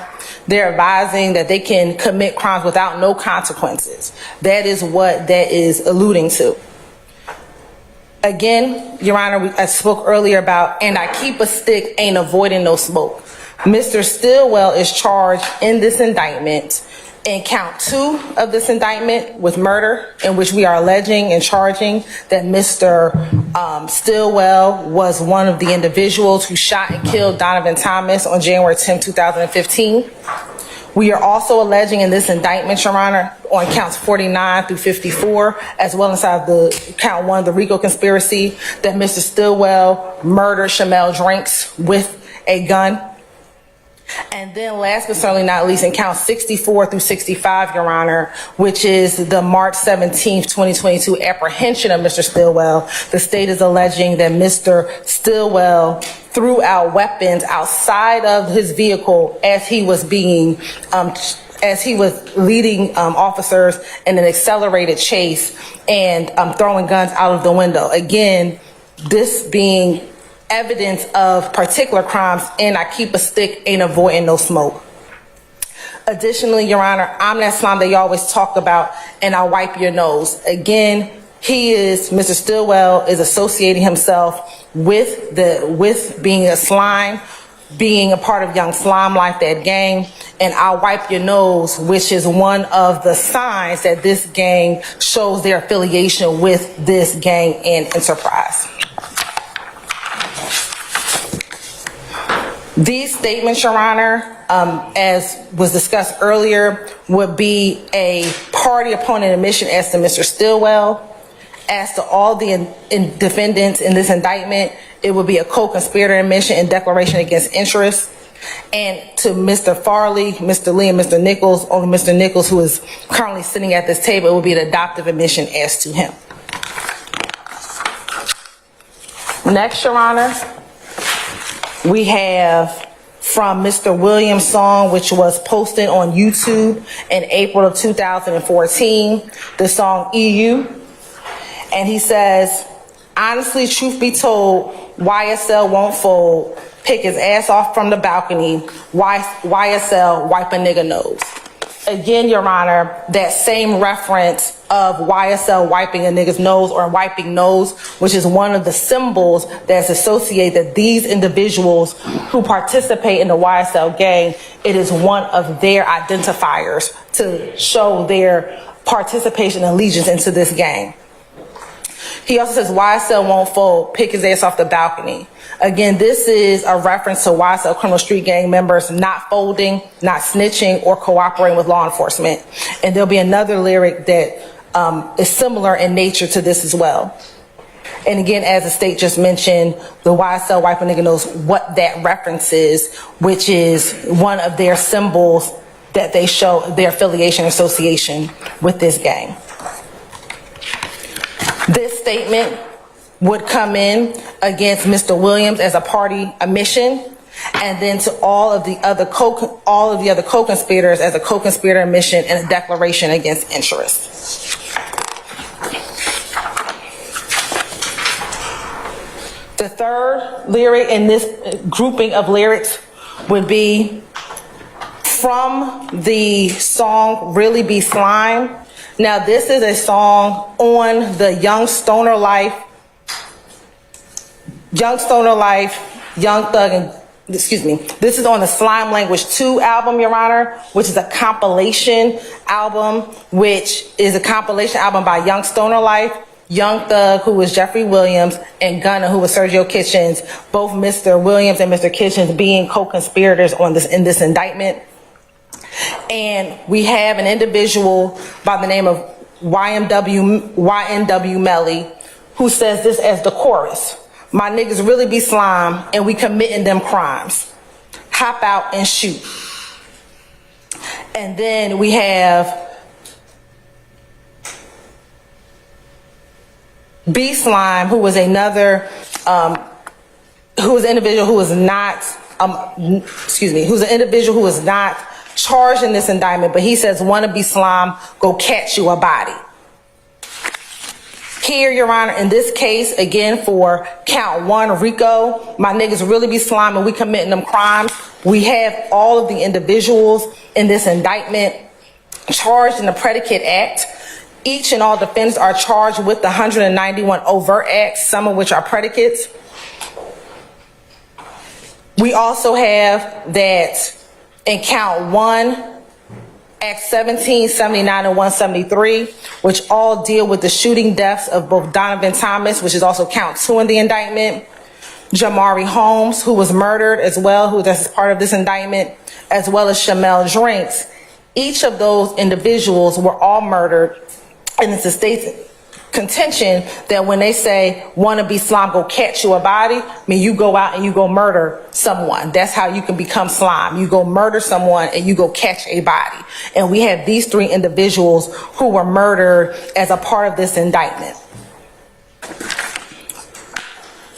When you look at this particular admission, Your Honor, again, these admissions go to show the enterprise because of how this song shows that these individuals talk about being slime and being part of YSL.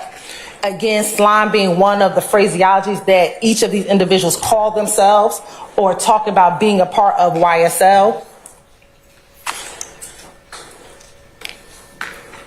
We also show that these statements would come against all of the defendants as a co-conspirator admission and a declaration against interest.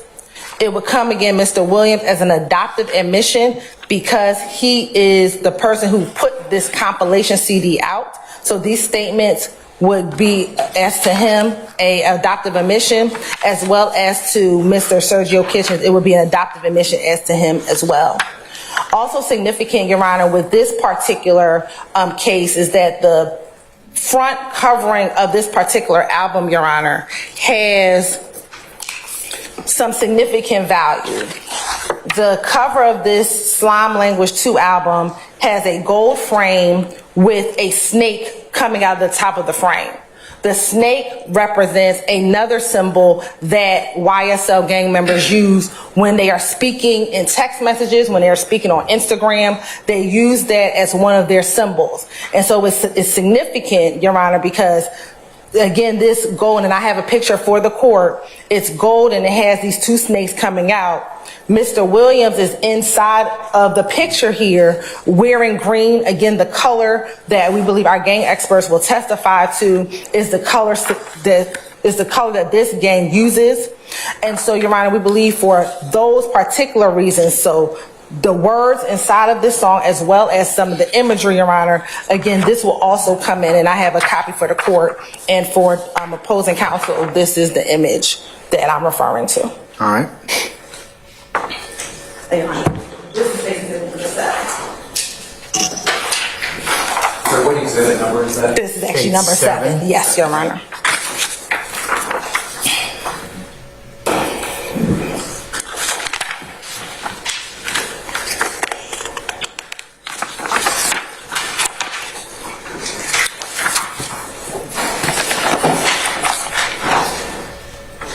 Now, Your Honor, the last song, or the last, statement within this particular category is going to be a statement from the song Slime Shit.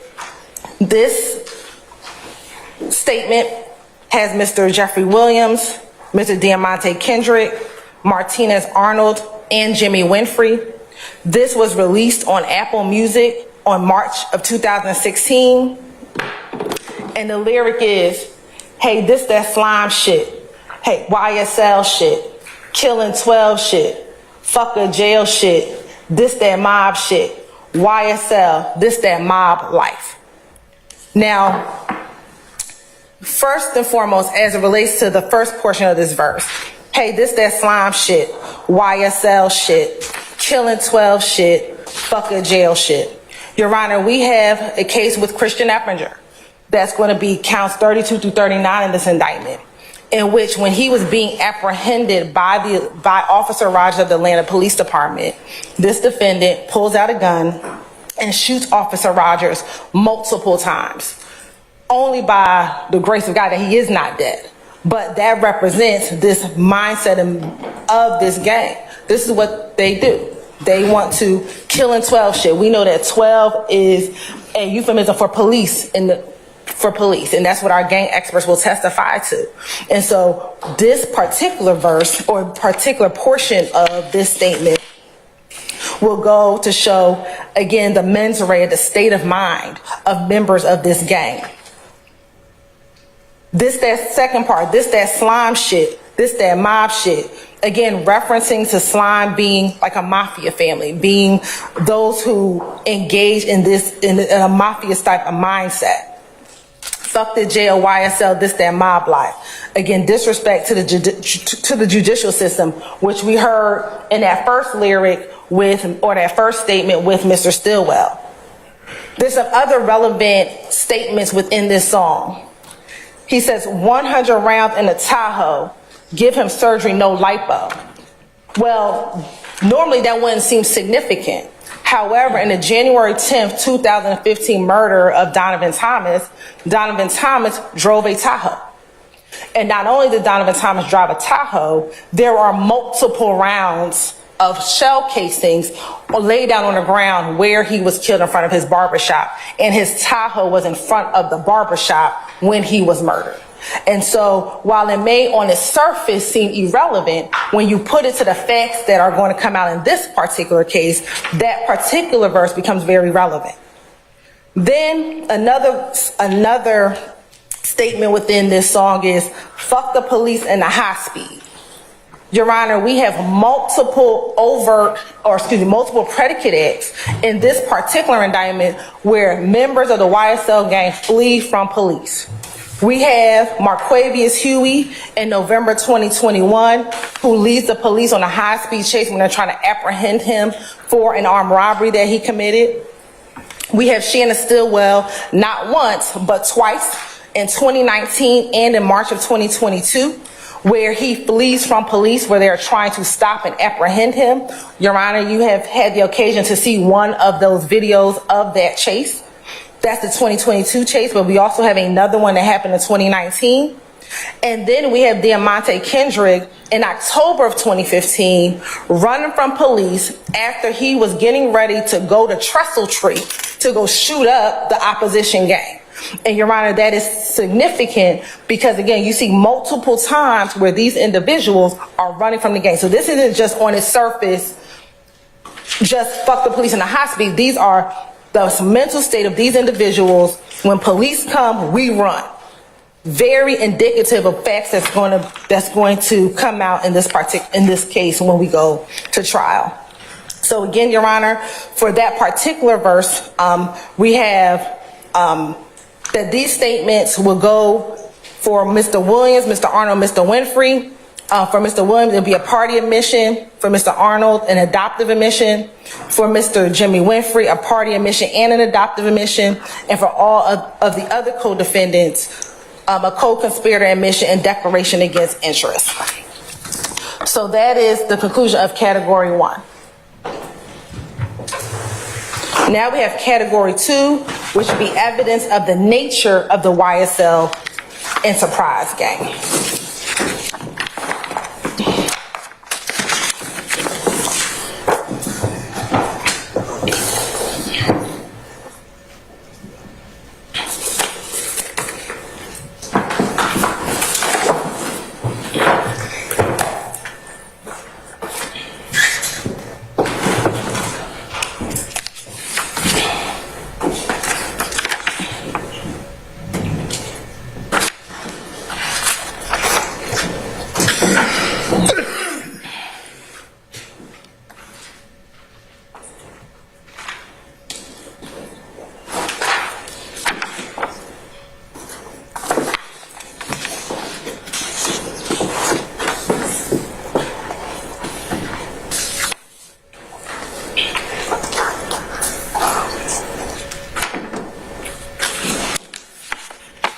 Maybe I'll go now.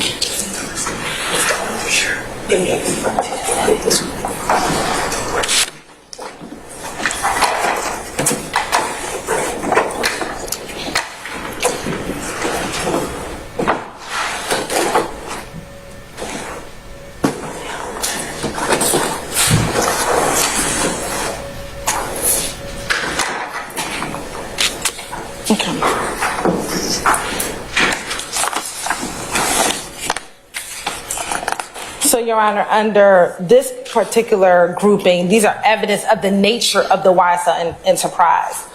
And so our first statement that we're going to reference is a statement in the song, Take It to Trial. which is with Jeffrey Williams, Sergio Kitchens, and DeMonte Kendrick. And this is a song that was released on Apple Music in December of 2020. And so this is Mr. Kendrick speaking, "I rep my life for real, for slimes, you know I kill." Mr. Kendrick is charged in count 2 of this indictment with murder. That is the murder of Donovan Thomas. He is alleged, along with Shannon Stillwell, Demas McMullen, Justin Cobb, and Javors Bradford, are alleged to have planned the killing of Mr. Thomas, Your Honor. And so it is the state's contention that for his slimes, which all of them we have alleged are a part of this conspiracy, part of this enterprise, YSL, he will kill. And he's alleged to have done that, and we have alleged that he has done that. So again, this is not just something that's just being said in abstract, but when you couple this with the evidence that will be presented in this case, it's extremely significant. It's extremely significant.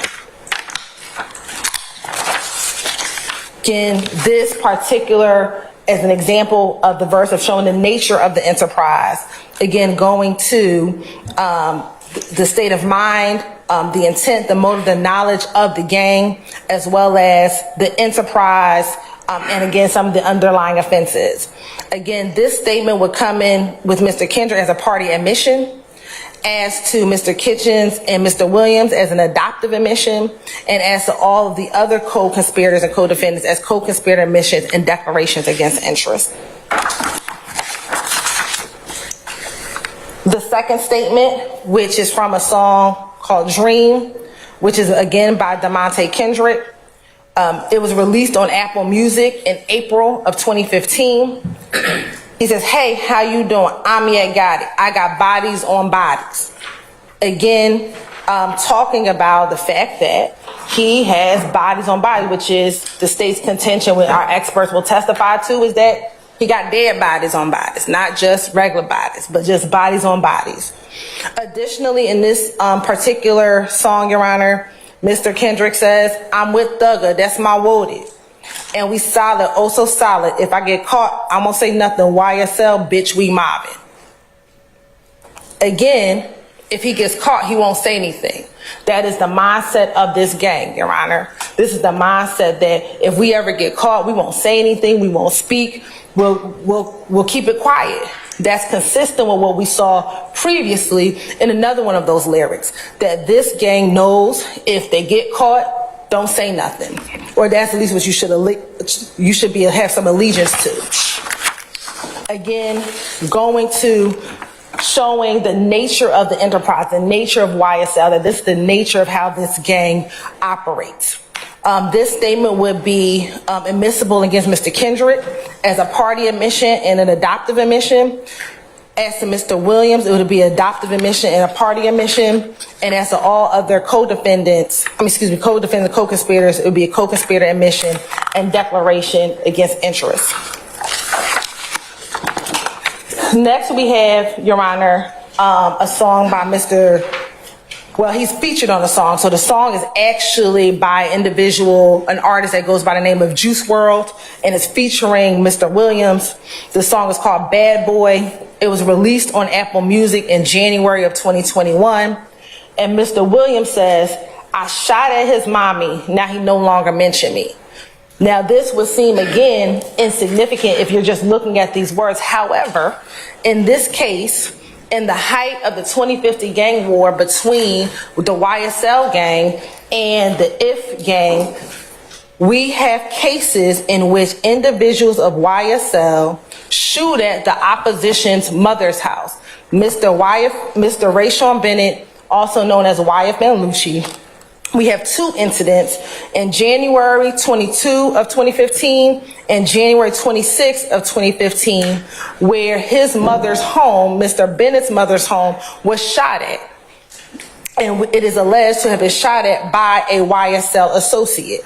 What we have, Your Honor, and the evidence is going to go out that come in, Your Honor, we believe, is that the shooting from January 26, 2015, that we have a Nibin connection in which that gun that used to shoot at that house was found in the hands of a YSL associate. So us inferring that a YSL associate shot at his mama's house. So this is very different than this just being a verse that's just out there. We have evidence to show that this is something that happened in this case, and therefore will be relevant for the purposes of coming in here. So again, this would be coming in to show an underlying offense, to show being part of the enterprise, to show that this was a gang act that was completed. And this would come in against Mr. Williams as a party admission, and then all of the other defendants as a co-conspirator admission or a declaration against interest. And then on this particular board, Your Honor, this last song on this board is a song by Mr. Wooney Lee, which is called Where You From. It was released on YouTube in August of 2020. And this is a song, Your Honor, just for context, is filmed again on Cleveland Avenue. This song was also, the video for this song was also filmed at the same Exxon gas station that we saw in the Shannon Stillwell video. Your Honor, there are other associates or members of YSL in this video, Your Honor. I have a few additional kind of screenshots from that video as well. May I approach and I'll show opposing counsel the three pictures that I'm going to be referencing during my... You may, madam.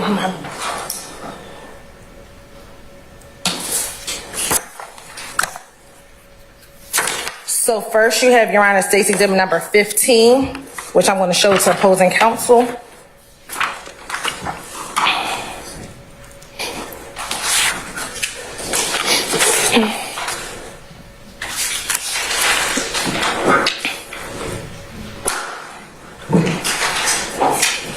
So, Your Honor, State's Exhibit number 15 is Mr. Lee, again, doing the same symbol that we allege that is a part of what the YSL gang does, which is wipe his nose. State's Exhibit number 16, you're gonna have Mr. Lee in that video, also throwing up the YSL gang sign.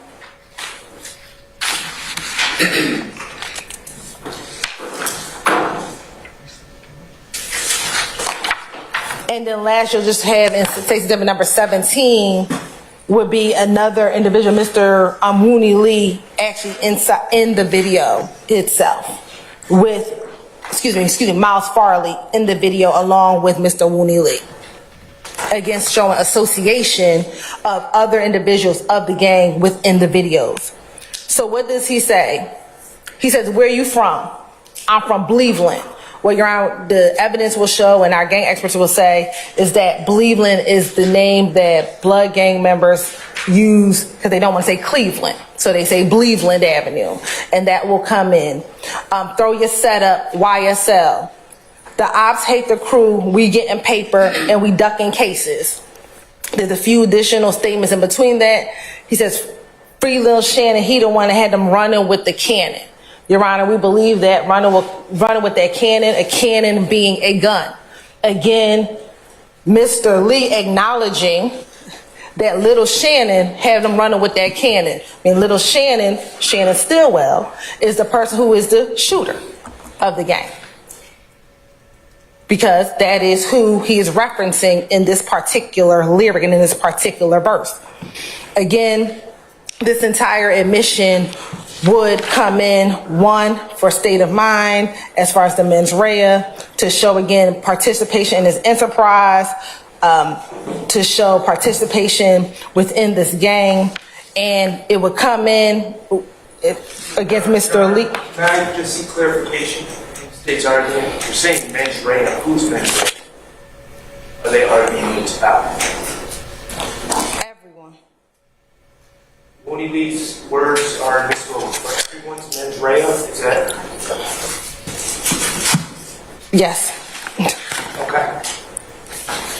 that all the defendants, it will come in against as a co-conspirator admission as well as a declaration against interest.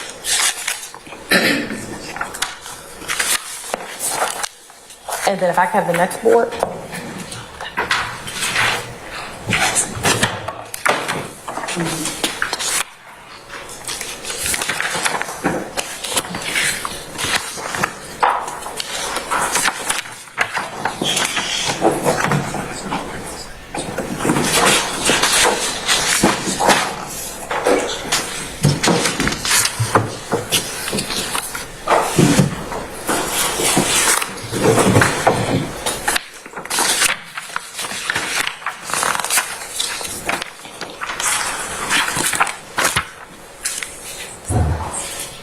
So now we have Money, a song by Mr. Williams, and a song entitled Thuggin' 30, which is posted on YouTube in June of 2019. He says, money longer than the world's longest ruler. Yeah, playing with YSL, niggas gonna shoot you. Again, this is an admission spoken by Jeffrey Williams. We have several acts, Your Honor, in which YSL members are alleged to have shot at other individuals. We have, again, the murder of Donovan Thomas Jr., in which he was murdered in January of 2015. We have the shooting of Dexter Montgomery. We have the shooting of Cornelius Davis, the shooting of D'Angelo White, the shooting of Dwayne Carter, the shooting at the house and home of Denise Bell, the murder of Jamari Holmes, the shooting of Milton Howard Jr., the shooting of Officer David Rogers and Officer William Johnson, and the murder of Shamel Drinks.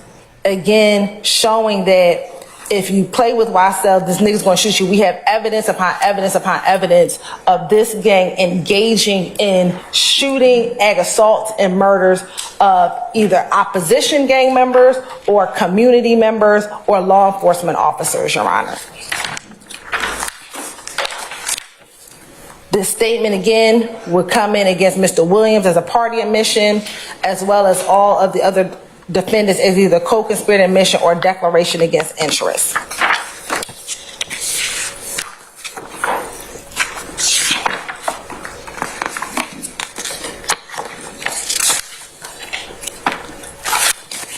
Next, we have the song the lyric from the song Mob Ties. In this particular video, Your Honor, we have several individuals who are affiliated or associated with YSL. It'll be Quantavious Greer, Wooney Lee, and Diamante Kendrick are all in the video. He says, we be on some Tupac shit, hit him up. Niggas play with Unfunk. Unfunk is Quantavious Greer. And get hog-tied. Niggas play with Unfunk, then they all die. Why would I lie? I got mob ties. And what is extremely significant is, as an ad-lib, it's not really a particular verse in the song, but as an ad-lib, Diamante Kendrick says, very quickly, knocking off your big homie, bitch. Well, why is that significant, Your Honor? The state has alleged, and is alleging, that this gang is responsible for the death of Donovan Thomas Jr. Why is that particular admission of that murder significant? Is because the state believes that the evidence will show that Mr. Thomas was one of the leading members of the opposition gang, the opposition gang in this case, and he would be someone who would be considered a big homie to a number of people, that being Rayshawn Bennett, who is also known as Wife Lucci. And this is an admission of knocking off your big homie, meaning of murdering him, of killing him, and that they are admitting to that in this lyric. So again, showing their knowledge of this crime, showing what they have done as a part of their enterprise, as showing one of our predicate offenses in this case. This particular admission, again, would come in against Kendrick as a party admission, as well as an adoptive admission because he's inside of the video. Mr. Wooney Lee was inside of the video as well. And then for all of the other co-defendants, it would come as a co-conspirator admission and declaration against interest.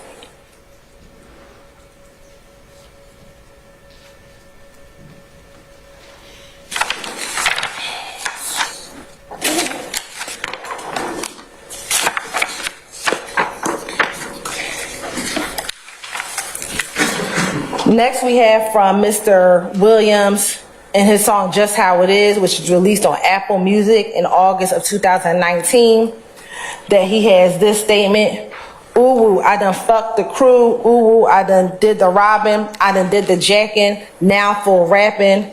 I escaped every one of them licks because I was supposed to be rich. I don't care nothing about no cop, I'm telling you just how it is. And what we believe the evidence will show is that in this particular case, we have particular armed robberies, Your Honor, in which there are going to be allegations that Mr. Williams set up the robbery, put other individuals as part of that robbery, but was able to avoid being apprehended because he ran away once the other individuals involved in that case were apprehended. And so again, showing this is not just a particular lyric, but there will be evidence that he's escaped certain types of the crimes that he's admitting to have done in furtherance of this enterprise and furtherance of this gang. And so, Your Honor, that would be the relevance of this particular statement in this case. Again, that would be a party admission against Mr. Williams, and then as to the other co-defendants, a co-conspirator admission and declaration against interest.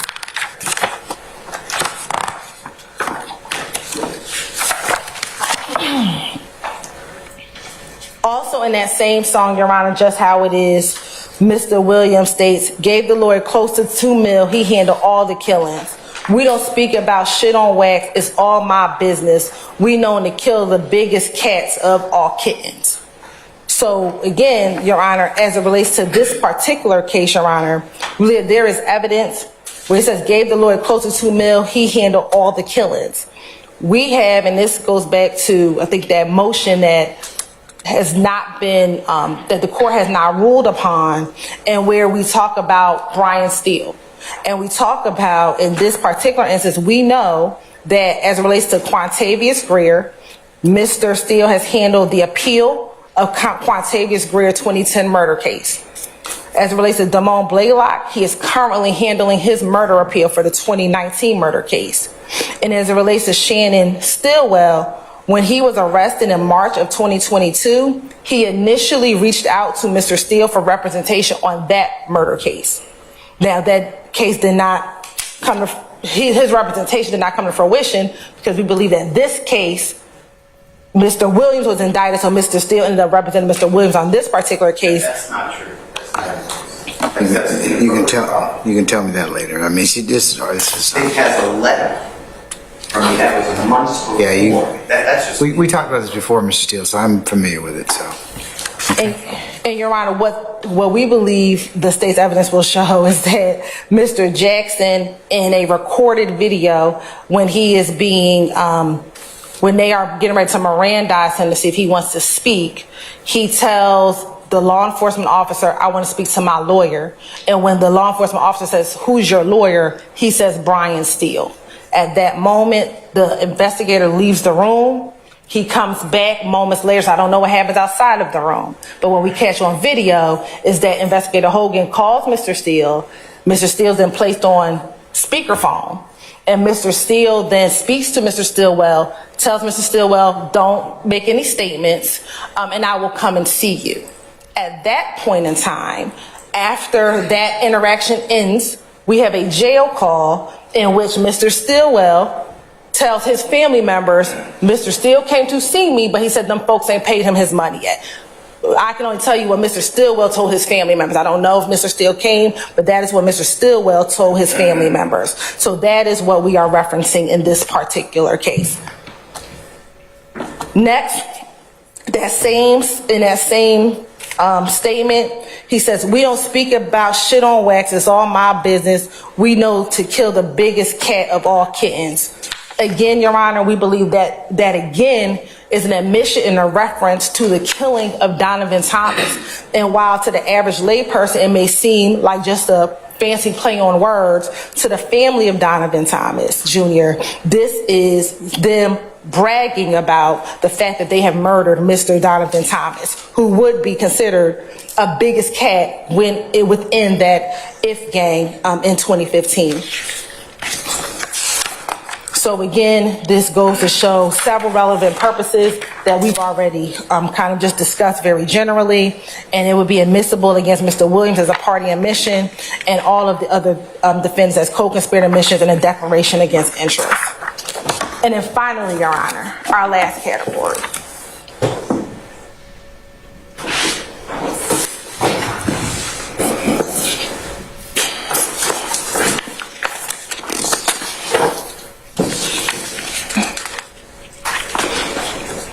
And before we go to the last category, I want to introduce, I didn't speak about them, Your Honor, but I want to introduce several state's exhibits, 8, 9, 10, 11, 12, 13, and 14.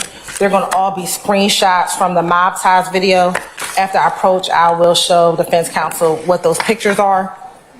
But this will be just for the court to look at, but you'll see that members of the YSL gang are throwing up their gang signs, that there are other co-conspirators, Wooney Lee inside of the video, as well as Miles Farley, DeMonte Kendrick, and Durante BB. Your Honor, may I We'll just give those to Ms. Weaver.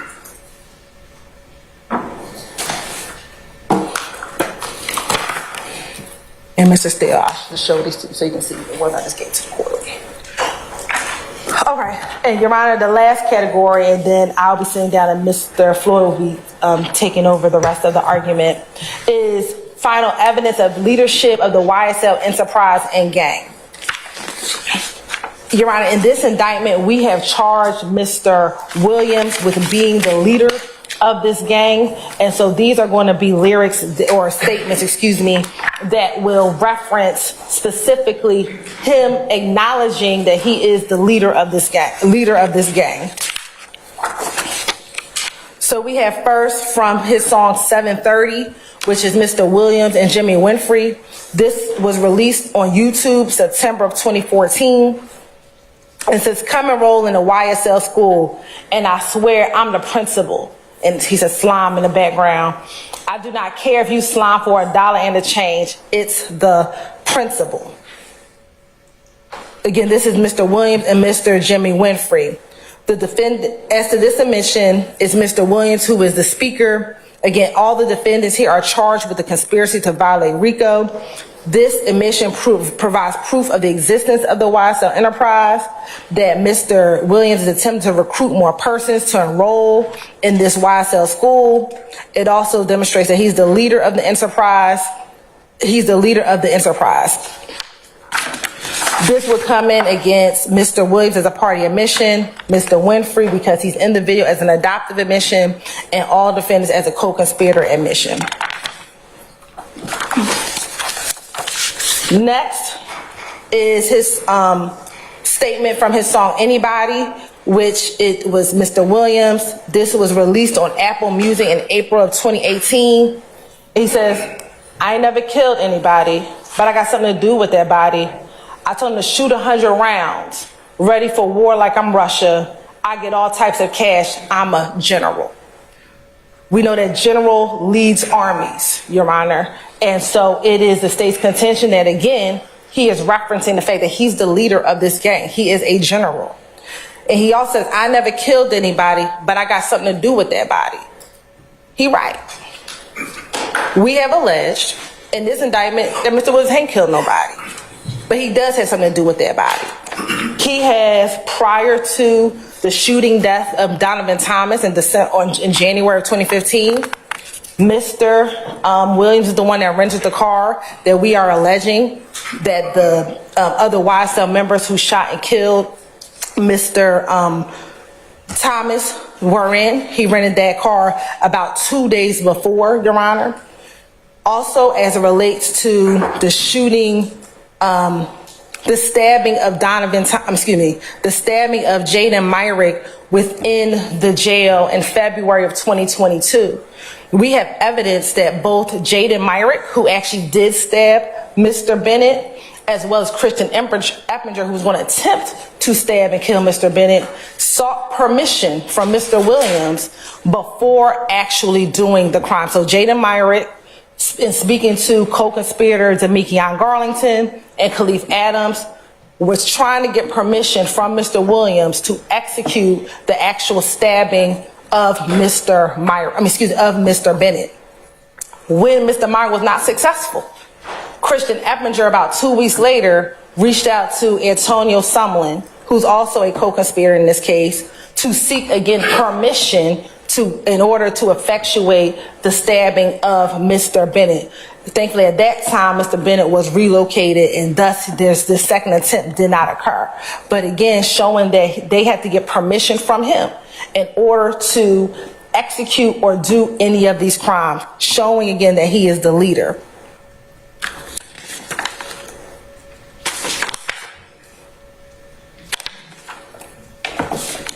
Again, this would go in for the relevant purposes that we've already discussed previously, but then also it would come in as to Mr. Williams as the party opponent admission, and then as all defendants as the co-conspirator admission and declaration against interest. Our next verse is, I was a capo in the hood way before a plaque or a mention. Again, signifying that Mr. Williams is the head, the leader of this gang, of this high-ranking enterprise, again, for the same reasons. He's saying, I was doing this way before there was a plaque or a mention. So this is before YSL was a record label, way before YSL was anything else but a gang, that he was the head of it in the hood, way before any plaque or mention. Again, this would come in for the reasons we've already stated, and then as a party admission against Mr. Williams and a co-conspirator admission against all the other defendants.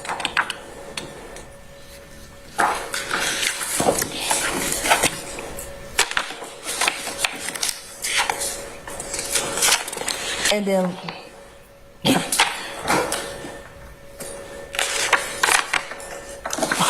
then we have, I'm at the top with the bro, the head honcho.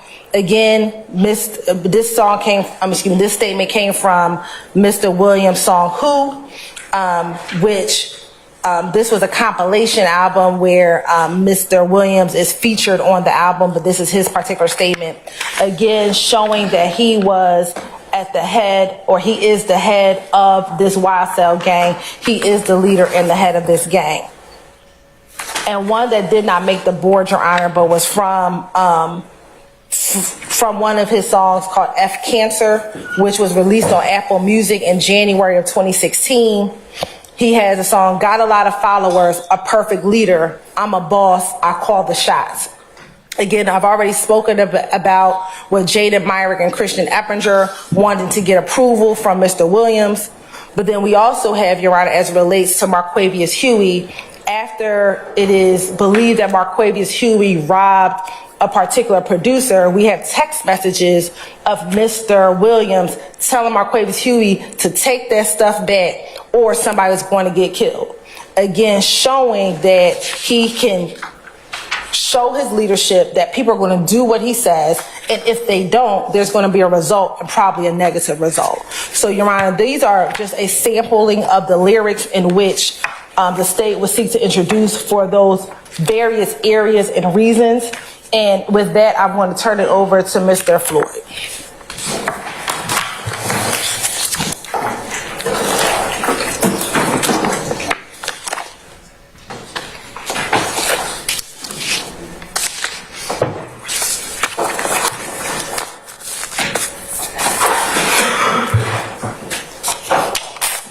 Mr. Floyd, before you get started, Mr. Weinstein? 5 minutes, maybe, Your Honor? Got to accommodate the over 50 crowd, okay? Okay, all right. As a voting member, I appreciate it. Thank you. All right. Just put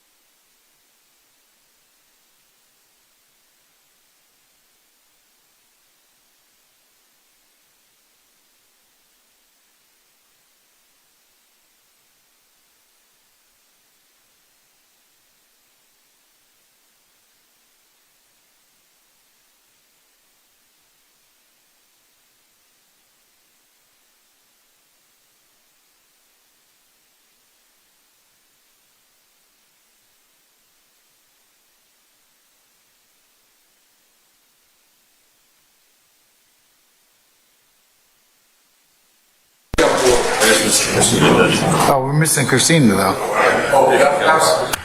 Let's get started with those two. No, we were waiting on you.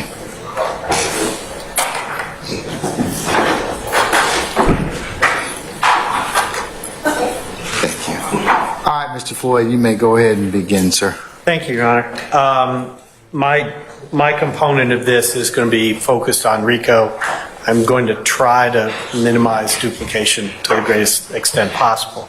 As Your Honor well knows now, count one is a Rico conspiracy count.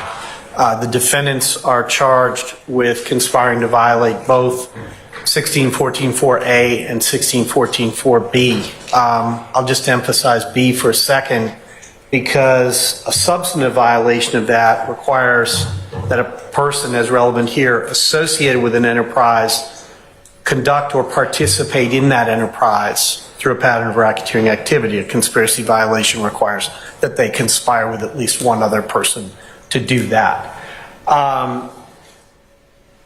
Generally, this means that the state has to prove and therefore can introduce evidence that there was an enterprise. Each defendant conspired to participate or conduct in that enterprise. Those are not exactly the same things. Participate is a lower level requirement. Conduct connotes some level of control, direction, etc. And that at least one conspirator committed an overt act to effect that conspiracy. General conspiracy law applies here in the sense that a conspiracy can be inferred from circumstantial evidence. I've cited the Akintoya case here. This is a Georgia Rico case, relatively recent, and it simply makes the point that either direct or circumstantial evidence are sufficient to prove an enterprise, which means that inference, deduction from conduct, which shows a common design on the part of the persons charged to act together for the accomplishment of an unlawful purpose. It doesn't have to be a full-blown confession. It doesn't have to be expressed. And Akintoya went on to emphasize that this is not, and I know we've talked about this in earlier hearings, Your Honor, this is not the meaning of a minds necessary to form a contract. A mere tacit understanding is sufficient. It does not actually require that any words ever be spoken or there ever be any written communication so long as the jury is persuaded. Here, of course, we have lots of words, we have lots of communications. Similar principle for an enterprise. Its existence may also be inferred from circumstantial evidence. An enterprise is just a group of individuals who are associated in fact. Rico divides its enterprise definition, beginning by listing a lot of things that are formal, legally recognized entities like corporations, and then it has this second component, less formal entities, a group of individuals associated in fact. That's what we're talking about here.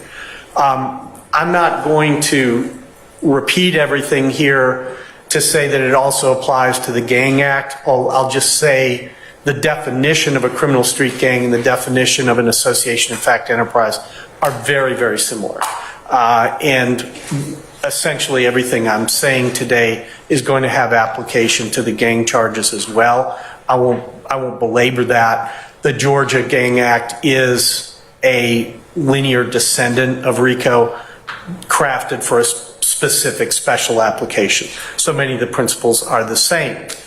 As with a conspiracy, it has long been recognized that a jury can infer the existence of the enterprise on the basis of circumstantial evidence. They can draw the natural inferences that come from evidence of association. Importantly, every defendant here is a defendant in the Rico conspiracy count, which means the evidence that we're talking about is applicable to, relevant to, admissible to every single one of them. All right? We've talked a lot up to this point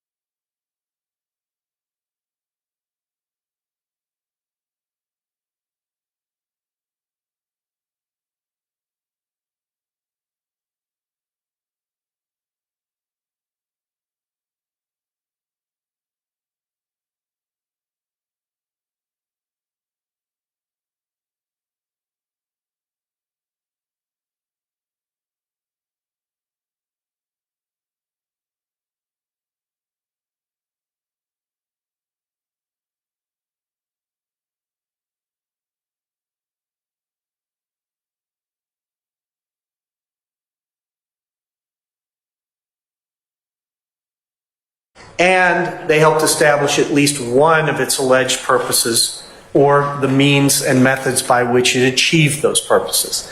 Any one of those would have been sufficient. All of those were present there. All of those are present here. Similarly, in United States v. Wilson, an Eastern District of New York gang case, they referred there, the enterprise was called the Stapleton Crew. Rap lyrics were appropriately permitted into evidence because they helped to determine, again, first of all, whether that enterprise even existed, and secondly, whether it was engaged in racketeering activity. The court denied a motion to suppress both. So, relevant to the existence and nature of the YSL enterprise, these are things that my colleague Ms. Hilton has mentioned, so I'm not going to belabor them. I'm not going to go into as much detail. I just want to emphasize them from the Rico perspective. So, beat a murder rap, me and my slimes above the law. Again, this is Mr. Stilwell saying, me and my slimes. There are slimes. Mr. Stilwell is part of them. They function as a group. They are above the law.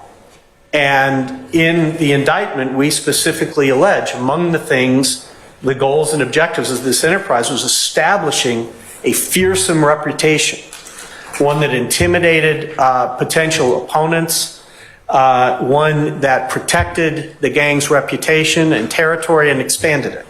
This is all consistent with that. YSL won't fold. Pick his ass off from the balcony. Murder. Wipe a nose. Murder. Bragging about beating, went too far. And the first one, bragging about beating a murder rap. In this case is replete with murders, attempted murders, conspiracies to commit murder. And it's YSL won't fold. It's not Mr. Williams saying I won't fold. It's him saying YSL won't fold. He's speaking for YSL. He's confirming YSL's existence. Relevant to association with and participation in the gang. Mr. Kendrick tells us, and we've looked at this language again, I'm emphasizing it from the Rico perspective. I rep my life for real. Let's just stop and look at that for a minute. He's saying, I'm telling the truth. This isn't hypothetical. This isn't performative. I rep my life for real. For slimes, you know I kill. I will kill for this gang. How you doing? I'm Yak Gotti. I got bodies on bodies. Right, Mr. Kendrick? Again, he's told you he's a slime, and now he's telling you he's got bodies on bodies. This tells you there's an enterprise. This tells you the nature of the enterprise, or at least part of the nature of the enterprise. We've discussed the I shot at his mommy comment.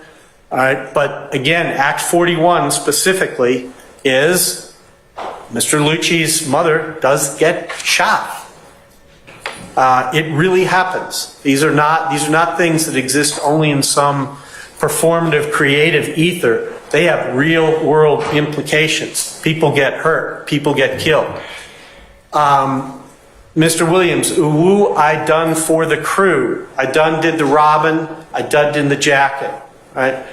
We've alleged a conspiracy to violate 1614(4)(a), acquiring money and property through a pattern of racketeering activity. He's saying, I done for the crew, not for himself, the crew. I done did the robbing. I done did the jacket. Confirming A, his involvement, B, the fact that it involves, quote unquote, the crew. Again, this isn't pulled out of the ether. Here's Mr. Williams displaying a YSL hand sign during a video call with Mr. Mender and Mr. Huey. At that time, Mr. Mender was in the Fulton County Jail. It was recorded on a video jail call. We're not pulling the existence of YSL out of nowhere. Violence, nature of the enterprise. What I've been talking about previously was existence and to some degree nature. Now a little bit more about the nature. Specifically, there are I can't remember the total count. It is more than 20 overt acts and acts of racketeering activity that are alleged in this case that involve a murder, an attempted murder, conspiracy to commit murder, an aggravated battery, an aggravated assault, or a weapons possession charge. They're replete throughout the case. In this case, on this slide, I've simply listed, Your Honor, the overt acts that also constitute racketeering activity that are involving rival gang members. And this tells us something, because we have a situation where YSL is defining itself in part by who its rivals are, by intimidation of them, by threatening them, and frankly by killing them whenever possible. And so Mr. Thomas, Mr. Holmes, Mr. Drinks, all victims of murder, all alleged in the indictment to be associates of rival gangs. Mr. Hendricks, Mr. Saunders, Mr. Bennett, all attempted murders, all alleged in the indictment to be associates of rival gangs. Mr. Bennett, the second act concerning him, as Ms. Hilton explained earlier, there was a second conspiracy to kill him. The first he was stabbed. The second, there was a second murder effort put together. It was detected and intercepted, so he's never actually physically threatened, but the intent was to kill him. And so we see this. We see these actual acts.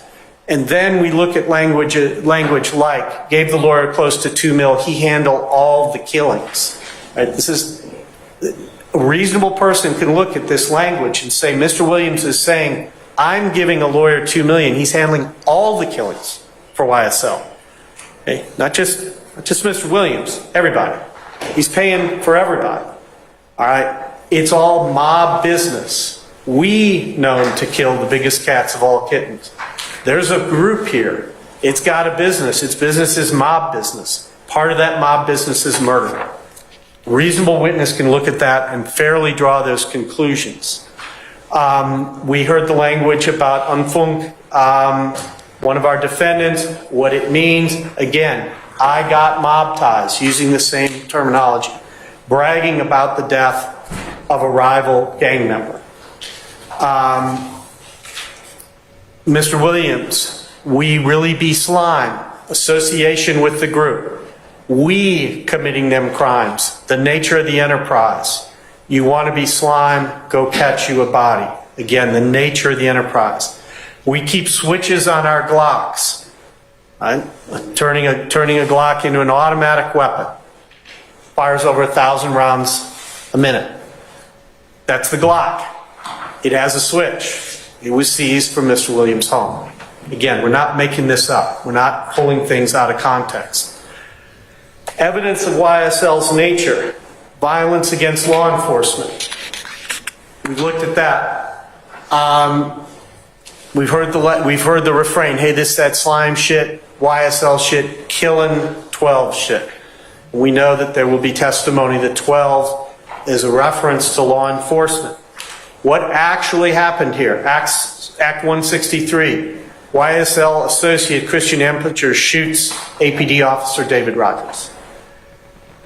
Christian Eppinger, YSL associate, also shoots at APD officer William Johnson. Fortunately, Officer Johnson is not hit. This is a connection. These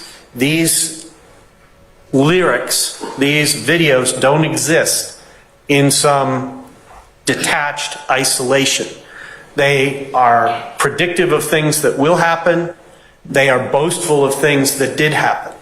They are intended quite deliberately to tell the world there is a YSL, what YSL does, what YSL will do, and if you happen to be one of its rivals, what will happen to YSL. And this is, I'm nearing the end of this, Your Honor. As Ms. Hilton pointed out, we have language very specifically from Mr. Williams in which he is describing himself as a leader. Recall when I began 1614.4b, One of the substantive offenses the state's alleged the defendants conspired to violate includes conducting an enterprise, i.e. leading, directing an enterprise, right? Here's Mr. Williams saying, come enroll to the YSL school, confirming there is a YSL. I swear I'm the principal, the leader, the head person, all right? In case that seems to be nebulous or inconclusive, let's take a look at the next one. I get all kinds of cash. I get all type of cash. I'm a general. Generals lead armies. Generals don't function by themselves. They have an army. I told them to shoot 100 rounds. I told them. He tells people what to do. Those people do it. Shoot 100 rounds. That's a thing a general can do. I was a capo in the hood, adopting traditional organized crime language, a capodecima, a capo regime, head of a group, of a subgroup within a larger organized crime family. I'm at the top, head honcho. Got a lot of followers. Well, here we have confirmation. He's the head honcho of something. He has followers. I'm a perfect leader. I'm a boss. I call the shots. In these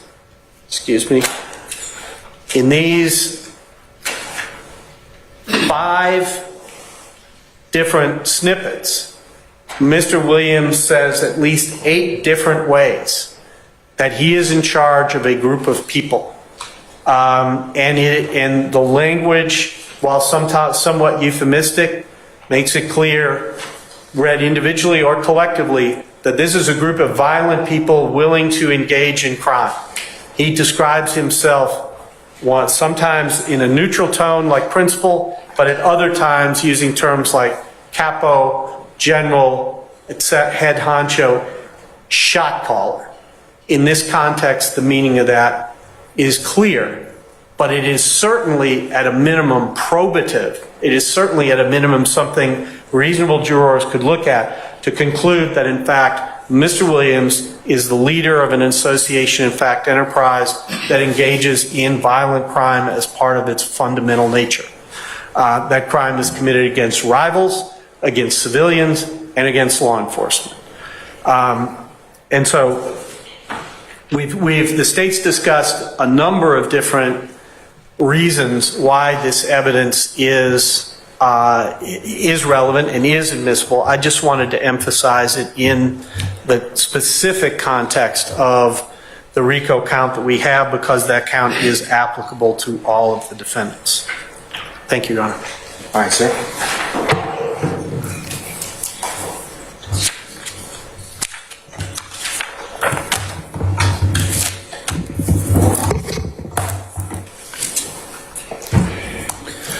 Your Honor, in those guidepost cases we talked about in terms of how these progress, a few matters to consider in terms of the state's request as we close here for conditional admissibility. The Taylor case, that was the 2022 U.S. District Lexus 206008 case, again at the start of our PowerPoint, talking about, Your Honor, the strong preference for conditional admission in that case, rather than a pretrial hearing, but at least making sure that folks understand that matters can be conditionally admitted.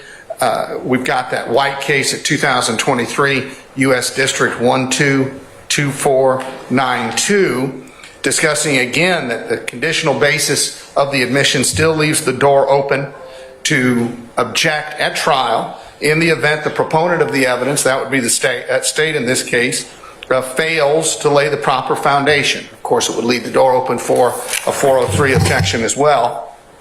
And then lastly, the Torres case, 435 F sub 3rd 526, 435 F sub 3rd 526, dealing with co-conspirator hearsay, discussing again that the moving forward with the with conditional admissibility still leaves the door open to objections at a later point in time, but the objections that the court believed at that earlier pretrial stage were unsustainable, said that those could not be raised later. And let me read it there. Defendants are able to object to the admission of particular statements as not properly within one of these three categories. Those were the three co-conspirator hearsay categories that we went through from that case. But the court rejects their arguments regarding the specific statements discussed in the government's motion. Those will be the ones that would be that were considered at length there. Now, Your Honor, for this hearing, we do have at State's Exhibit 18 a complete print version of the PowerPoint. State's Exhibit 19, the gang lyrics concept chart, that was the flow chart, and at 20, the 4 boards that were used by Deputy District Attorney Hilton and Special Assistant District Attorney Floyd for purposes of their argument. I'm going to tender these into the record at this time. Your Honor, I'll point out that some of the defense Can you turn your microphone on? some of the defense studies received. Okay, well, you'll get it, but you've seen the PowerPoint and you've seen the exhibits, right? Well, Yes or no? Yes or no? Yeah. Have you seen the PowerPoints and the exhibits? I'll make sure you get a copy. Okay, all right. And I know Ms. Love, Deputy District Attorney Love is working on that, Your Honor. Yeah, we'll make sure everybody gets a copy of that. So, Your Honor, what's the defense left with when the 403 objection fails? They're again left with an unsupportable genre-specific exclusion. And what they're asking for is essentially for one single genre of music to receive some sort of insulation from the application of the rules of evidence. And in this Commonwealth versus Knox case from Pennsylvania, that was rejected when it came to criminal charges, but the principle still applies. There's no First Amendment protection for lyric evidence, speech evidence being used as proof of a crime. And we're back to where we started because this is actus reus and mens rea territory. So this defense seeks that unsupportable conclusion, and it's actually, they're asking for the court to impose sua sponte, rather than the legislature through the process that actually would apply, a content-based rule of exclusion. In other words, if it's this kind of lyric from this kind of music, it should be out.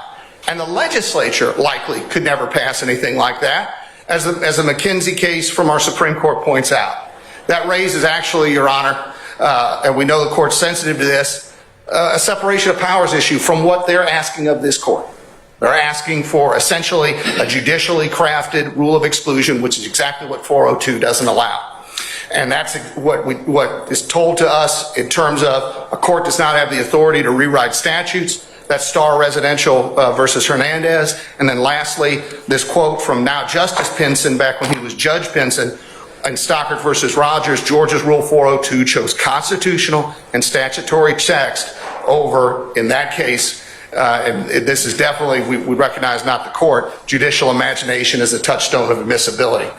So we do not have, Your Honor, a First Amendment concern here at all. The speech is not what's being prosecuted. The behaviors are what's being prosecuted, and the speech in form of the gang lyric is admissible against them.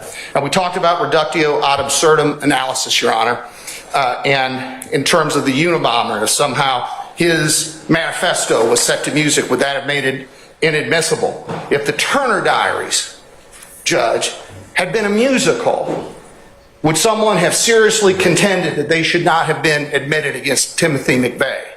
And yet the extension of the arguments we're seeing here really grabbed that. Similarly, Your Honor, the extension of the arguments would appear to say that an additional Miranda question should be asked of suspects. In other words, if you sing or rap your confession, you're aware that won't be admissible. And Your Honor, that is not the law of the state of Georgia, that is not the federal constitution law, and that is not the sort of concept that should apply in this case. Again, Your Honor, for the particularized lyrics we've admitted, we have introduced and discussed today, we ask that the court conditionally admit them.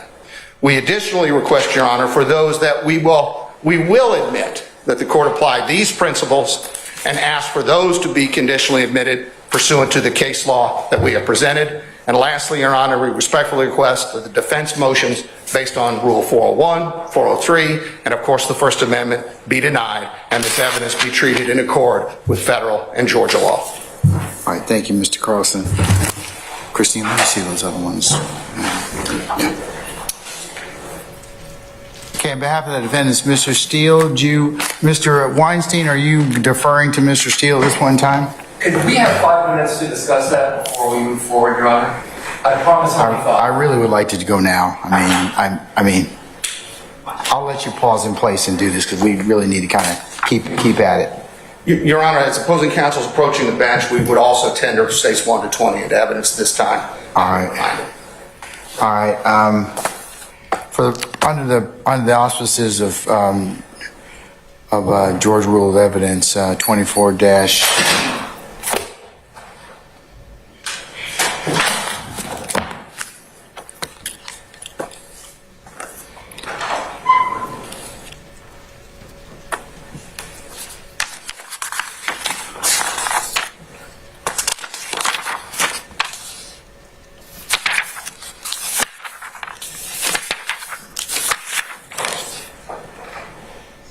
just for the purposes of, and I assume, Mr. Carlson, you're asking the court to consider this under 24-1-104, preliminary questions? Yes, conditional admissibility there, Your Honor, and strictly for purposes of this hearing. We recognize other rules All apply. right, gentlemen? Your Honor, I understand what the court just said about the statutory provision. I do have specific objections, but if you're saying rules of evidence are not applicable, you understand it's proper, we could clean it up on our side. I think that's what you're saying. Yeah, I'm saying that at this point in time because it's depending upon our rule, of course, and also depending upon certainly at trial, foundation would have to be laid in order for any of this to be admissible. So just for the purposes of this particular hearing, I'm going to admit as a 104 determination or consider them states 1 through 20. So you're allowing both, I guess, both sides, but Yeah. proper. Yes. Anything you want, and you'll separate the weak. Yes, and you may do the same, sir. I understand. Okay. I do have specific objections, but I will deal with them as I go along. Okay, all right. I'm sorry.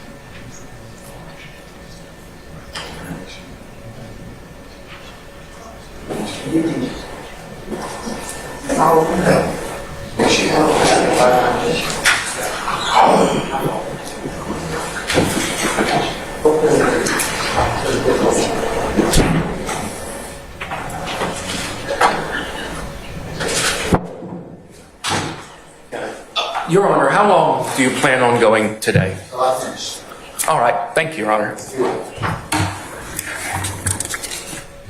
Good afternoon, Your Honor. All right, good afternoon, sir. Doug Weinstein for Diamante Kendrick. Wow. Wow. That is a lot to respond to. How fun it is to set up straw men and knock them down. The state is saying that the defendants are asking for a special exception for a single genre of music. We are not. That is nonsense. We are asking essentially for the same thing that the state is. Use the Georgia rules, use the law, apply it in this case. But I will say this, about rap music, and let's call it rap music, not gang lyrics, or rap, you can call it rap lyrics. As Professor Dennis at the University of Georgia says, rap is the only fictional art form treated this way. No other musical genre and no other art is used in the same way and to the same extent. And there's so many examples of that. Look at Kevin Spacey. Kevin Spacey is accused of felony sexual assault up in Maryland in December of 2018.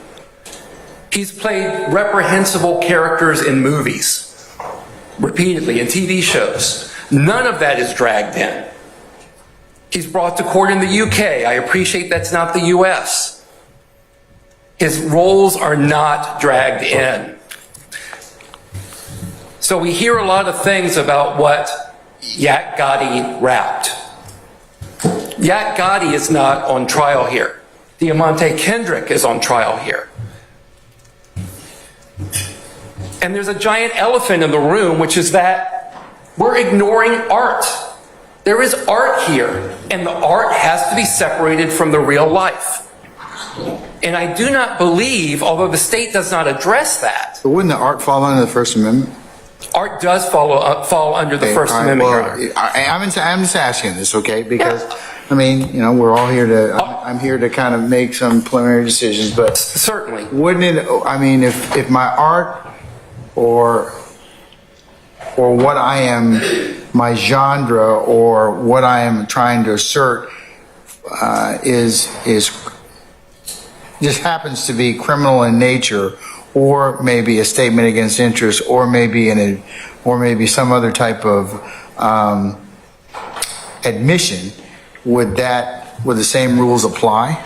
Well, I think what you have to do, and what your task is, you're fortunate enough to have this task, is to separate what is the expression of a character, an artistic character, from what the author or the lyricist is saying. Lyricists write things for characters to say. That has happened in music for years. For years. I like John Prine. John Prine, when he was in his early 20s, wrote Angel from Montgomery. I'm an old woman who comes from Montgomery, who flies from Montgomery. No one thinks John Prine is an old woman.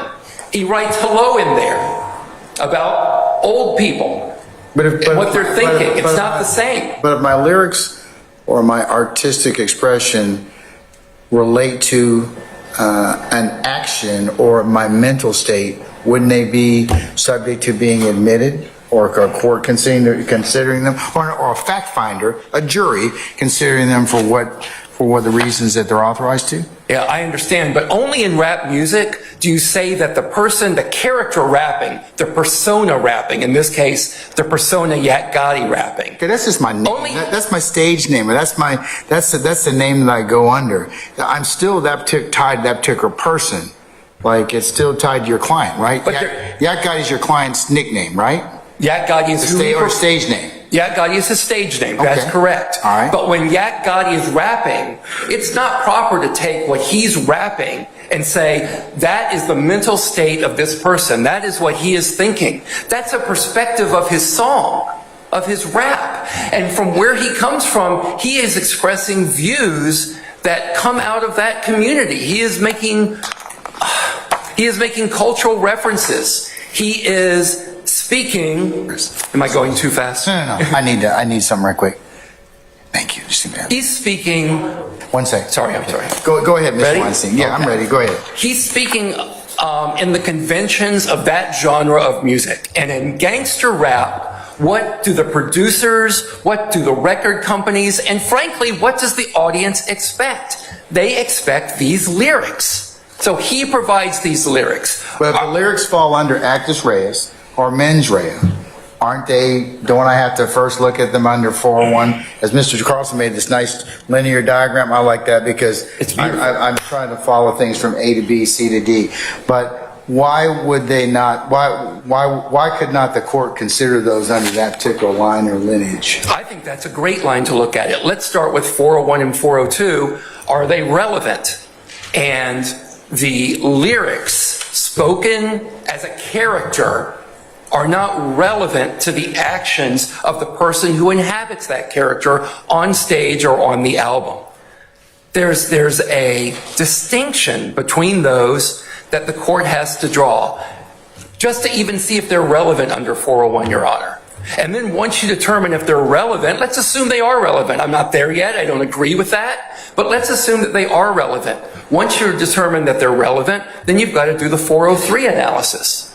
And Well, actually, 402. 402 and then 403, yes. But then the question is, I know what the state's going to want to do. Throw it out there to the jury. Let us put our competing arguments, our competing meanings before the jury and let them decide. But when you've got something that is unfairly prejudicial, which is what rap music is, what you'll hear Mr. Steele's experts testify about at some point, what you'll hear him proffer when he argues, they're unfairly prejudicial. And if you do not serve as that gatekeeper function, Your Honor, then that jury is going to take the meaning and perhaps misconstrue it or misattribute it. And that's just not proper. And That's that. Well, it depends on one, whether it's admissible, and two, it depends on how good your advocacy is. I agree with that, Your Honor. So let's see how I do today. So yeah, I mean, it's for the jury, of course, to give it the weight and engage it within the confines of what they hear in this courtroom and the instructions that they get from this court. So, isn't that ultimately, if admissible, what the jury's going to do? You're going to sift and weight this evidence? But if it's unfairly prejudicial, Your Honor, it should not even How would come you say in. it's unfairly prejudicial? Because of the nature of the music, the violence in the music, the extreme language in the music, it is prejudicial. Okay, but If it was... okay, if- I'm sorry. Go ahead. Okay. Go ahead. We'll get there, that's fine. And let's talk about why it's prejudicial, part of it. In Ward v. Rock against racism, 491 U.S. 781,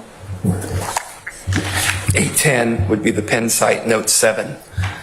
Justice Thurgood Marshall quotes, he's quoting someone else, "New music always sounds loud to old ears."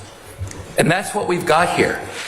New music always sounds loud to old ears. The state knows that. They know what this music is going to sound like to the jury.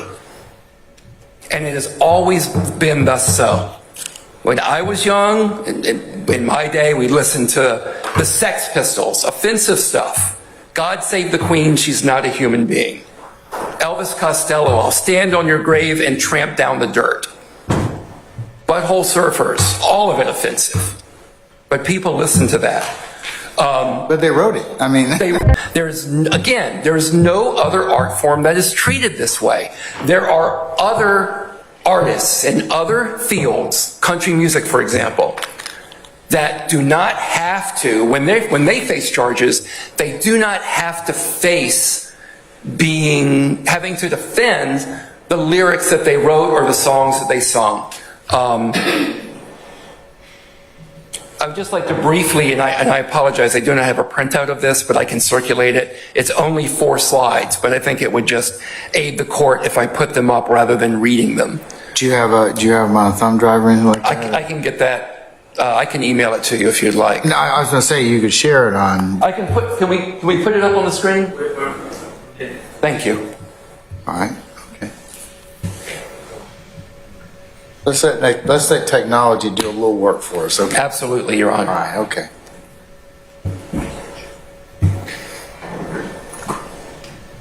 All right. Okay. Okay. Just briefly, I'm not going to belabor this point with the court. And we'll of course, you can, for the purpose of this hearing, I'll consider it as D1, okay? Thank you, Your Honor. All right, sir. Okay.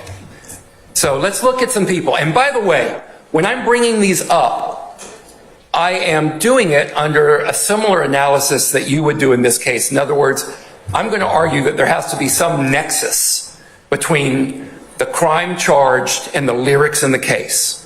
That is what, if you look at all the cases, there has to be some nexus. What do you think? Does it go to access reus or mens rea? Yeah. First. Okay. So here, let's look at this. Johnny Cash. All right? In 1965, He faces charges in federal court. What's he done? Allegedly. Well, he pled guilty, so he smuggled 688 Dexys, 457 Equinel into the U.S. from Juarez, Mexico. He pleads guilty in federal court, but he never has to face Delia's Gone. Delia's Gone, all these songs, by the way, are written before this. They could have used Delia's Gone, okay? She was low down, trifling, cold and mean, evil, grab my submachine. Okay, next, please. Willie Nelson, famous marijuana user, loves it, advocates for it. In 2010, they found marijuana on his tour bus in Texas. 2006, 1.5 pounds of marijuana and 3 ounces of shrooms. You couldn't really speak directly about marijuana in country music in the 70s, but he alludes to it. So in his song, In a Memory, off the album Willie Nelson and Family, he says, I'm a love that you know from a song. I'm a voice on a green telephone. I'm a day that lasted so long. 1971. They did not bring this up. It was not used against him. You're saying he was under the influence of marijuana? When he wrote that, Your Honor? Or maybe some other... well, I'm not going to say what Willie was doing then, Your Honor. Okay, all right. Next, please. I'm with you. 2006, Glenn Campbell.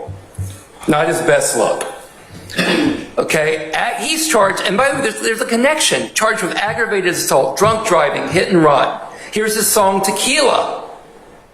I was at the, and I'm not going to sing it, Your Honor, so you'll have to forgive me. Did he write this song after the... Before the... Okay. Every song I present to you was written and released before the charges. Okay, I'm with you. All right. I'm not going to be sneaky that way. I was at the bar with my drinking team. It was me, Jack Daniels, and my honey, Jim Beam. We were kind of blitzed. Homie. Thank you, Your Honor. Would you like to perform it? Because I know that you're famous on the internet for your rap lyrics. That's other people pirating me. Okay, so... I know a good copyright lawyer. All right. But here's these drinking songs that are not brought up against him. Next, please. This is the last one I'll do. Tim McGraw and Kenny Chesney, charged with disorderly conduct, and McGraw is charged with a felony for assaulting a police officer in 2000. And I believe this is a Chesney song that was released before then. It's a great song. It's the simple things in life, like the kids at home and loving wife. I'll just jump to the end. The devil takes your hand and says, no fear, have another shot, just one more beer. Next, please. Last. This is not a song, but it's a statement of frustration from a singer and a songwriter. That's the frustration that I bet all of the defendants in this room feel. David Allan Coe wrote the most racist, offensive country music probably ever recorded. Released them on underground albums. I am a songwriter, you know, and to me it has always bothered me that actors in the movies can say whatever they want to say. Kill people, rape people, and do things that no one ever accuses them personally of being that way. But when you write a song and then all of a sudden you're being accused of something, to me, songwriting is painting a picture, and all you have, this is important, all you have to work with is words. That's all they have to work with, words. It's stereotype stuff, and he's talking about the racist language he uses. It's stereotype stuff that you hear growing up that immediately puts a picture in your head. What Mr. Kendrick is singing about is what he grew up around. What else is he supposed to sing about? He's not going to sing Daydream Believer. He's not going to write that song. He's not going to write about puppies and rainbows and unicorns. This is what he writes about. And now it's being dragged out, and he has to sit in this court and defend. He knows he has to defend these charges, but to have to defend the lyrics that he's writing? Come on. Come on. Gosh, thank you. That's enough. You can turn it off. Anyway, I'll be happy to circulate this later. If you'll send a copy of that to your colleagues and Ms. Weaver, please. Absolutely, Your Honor. That'd be fine, sir. Okay. It'll be D1, as I said. Thank you. Your Honor, in instances where courts have admitted rap lyrics, it's all about the connections, as you've heard today already. Look at Wilson v. State. That is a case that the state has cited. Wilson v. State, 315 Georgia, 728. It's a 2023 case. And in that case, the Supreme Court of Georgia said, sure, you can let in this rap video. That's appropriate. But let's talk about the rap video that was admitted, which you didn't hear about. It was shot 11 days after the robbery and murder at issue in that case. And what's it show 11 days later? The defendant's flashing a gun that could have fired the bullet recovered from the victim's body, and singing about hitting his first lick, in other words, committing a robbery. So the court said, well, given the probative nature of the video and it not being unfairly prejudicial in light of its probative value, then according to Wilson, the video being admitted was proper. Who was it admitted for the purpose of? I would have to pull up that case. If you can tell me. If not, I'm going to pull it I can't tell you right now, Your Honor. now anyway. So, But I believe it was admitted for evidence of guilt, but please let me get back to that. This case is different. Oh, did y'all put up the bodies on bodies line over there? There we go. Hey, how you doing? I'm Yak Gotti. I got bodies on bodies. Okay. When Yak Gotti is rapping that, first of all, he's not rapping about killing people or allegations relating to or the tragic death of Donovan Thomas. He's not rapping about that. What's he rapping about? What is this young guy rapping about? He's rapping about sleeping with a bunch of women at the same time. Or maybe not. Maybe that's not it. Maybe he's rapping about when he was a high school football star over at Grady, and he was laying people out on the field, bodies on bodies. He's not rapping about a murder that happened 11 days before the song was written or performed. He's not flashing guns capable of firing bullets found around Donovan Thomas or bragging about committing his first murder.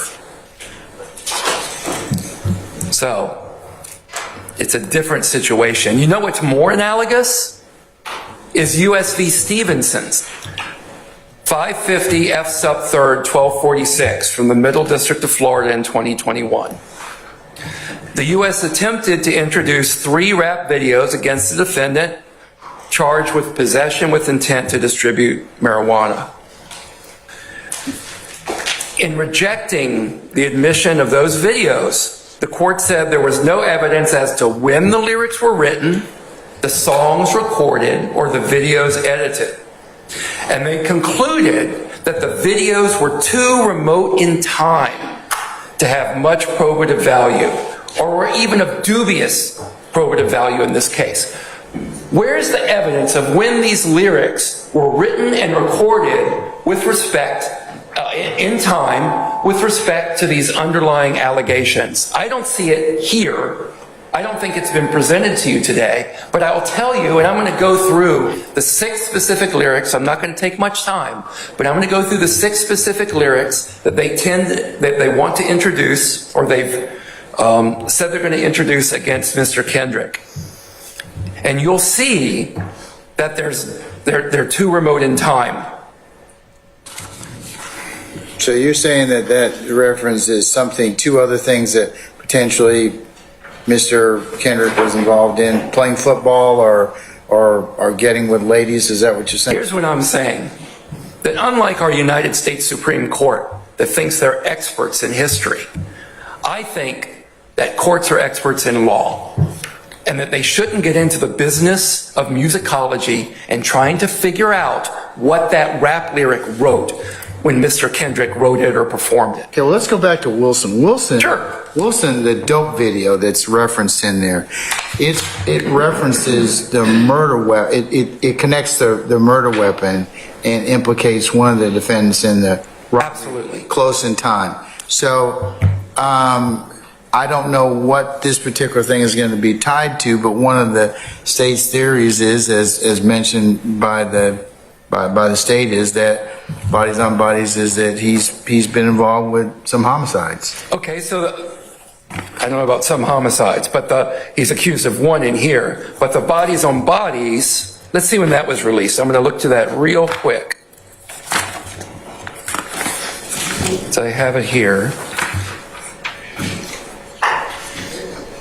2013. That was from Dream, released in 2013. And there's a distinction, by the way, between when something is written, when it's recorded, when it's released. But it's released in 2013. When is the Donovan Thomas murder? 2015. 2 years later. So what does bodies on bodies have to do with the murder of Donovan Thomas? Nothing. Nothing. Why is it here? It's here because it's prejudicial. The state knows this. That's why it's here. That's why rap music is introduced. That's why no other genre is introduced, because rap music is inherently prejudicial. I don't want a special exception for it. I just want you to do the 403 analysis, Your Honor. So you're saying it doesn't have any linkage? Is that what you're saying? Zero. If I could say less than zero, I would. No linkage. Let me ask you one thing before I move on with that. Hold on 1 second.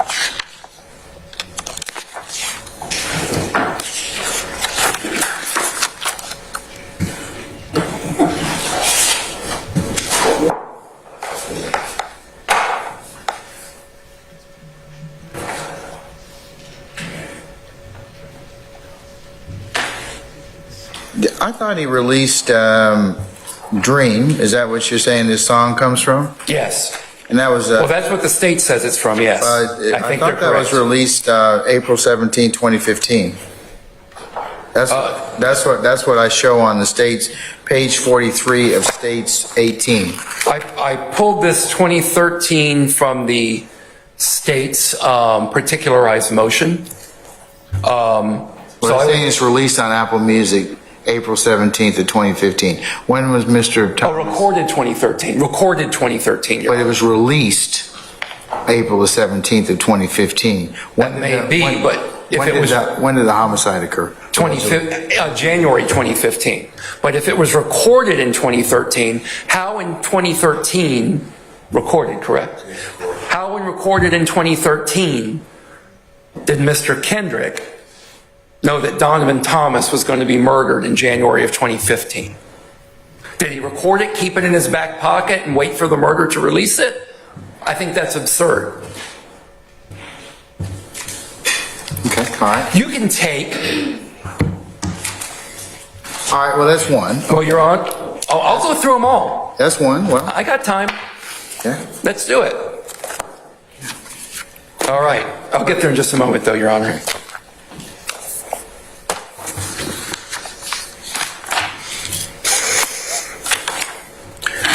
I'm not going to go State versus Skinner, through State v. Skinner again. It's been beaten to death. But that's the New Jersey Supreme Court case that we reference in our briefs, where they basically throw out the rap lyrics, identifying with Bob Marley, and et cetera.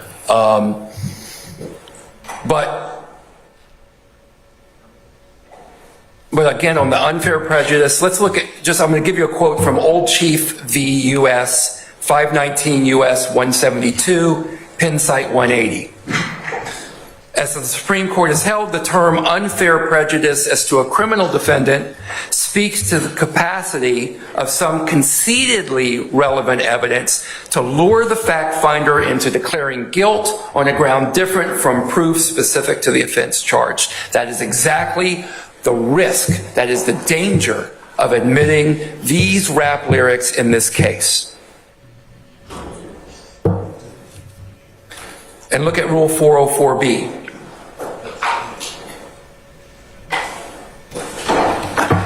Introducing these rap lyrics, I think the clear intent is to show the character of Mr. Kendrick, and that Mr. Kendrick has a propensity to commit the crimes alleged in the indictment. Look at this evil rapper and listen to his words. They're terrible, horrible. Listen to what he says. What a piece of crap character he is. Who else would sing these songs? Who else would rap this music? Heaven forbid our kids hear that. That's not appropriate use. It's not appropriate use. I'm going to leave the state's other arguments right here to Mr. Steele. But I do want to go over the particular lyrics. The rest of your lyrics. Yeah, I'm going to go over the lyrics right now. Let's talk about your lyrics. Let's talk about lyrics. Let's go. Okay, back, I don't know if, we'll just go one by one to make sure I hit them all. We've already talked about bodies on bodies. Okay. Okay, but again, what is the probative value of something recorded in 2013 to something that happened in 2015? It's got none. And I will not concede that Yak Gotti and Diamante Kendrick are the same person, just as I would not concede that Ian McKellen is Iago. You know, it's not the same situation. This is a character that he portrays on screen, in videos, in concert, but that's not Diamante Kendrick. Bodies on Bodies has multiple meanings. A convention of rap music, as I've been learning, is the importance of double and triple meaning. Finding double, triple, quadruple meaning is it's a critical skill to the lyricist in rap. And that's what you've got with things like Bodies on Bodies. Multiple meanings. Let's assume, go ahead, assume Bodies on Bodies means dead bodies in the streets. Assume it means that. Whatever. 2013, Mr. Kendrick doesn't have any accusation that there are bodies on bodies there. And it's a convention, it's what his audience is looking for and demands in gangster rap. But it has multiple meanings. No proximity between the time of the recording of that and the unfortunate death of Mr. Thomas. If you let it in, there's a high risk that the jury is going to misinterpret that. And it will unfairly prejudice Mr. Kendrick. Okay. All right, next lyric. On to the next. I've only got 5 more, Your Honor. Okay, all right, that's fine. Next lyric. Running from 12, then I jumped through the fences. Again, it's sung by Yak Gotti, his alter ego, you could argue, but it's his stage performance. It's his name on the stage. And again, we've got ambiguous, multiple meanings. What is 12? Running from 12. Is it running around his neighborhood at the age of 12? He had a friend named 12 when he was younger. Is it running with his friend named 12? Or is it the police? Or is it all three? Or is it, as good artists do, is it up to the listener to decide what it means? Unfairly prejudicial. Lyric. I rep my life for real, for slimes you know I kill. Take it to trial.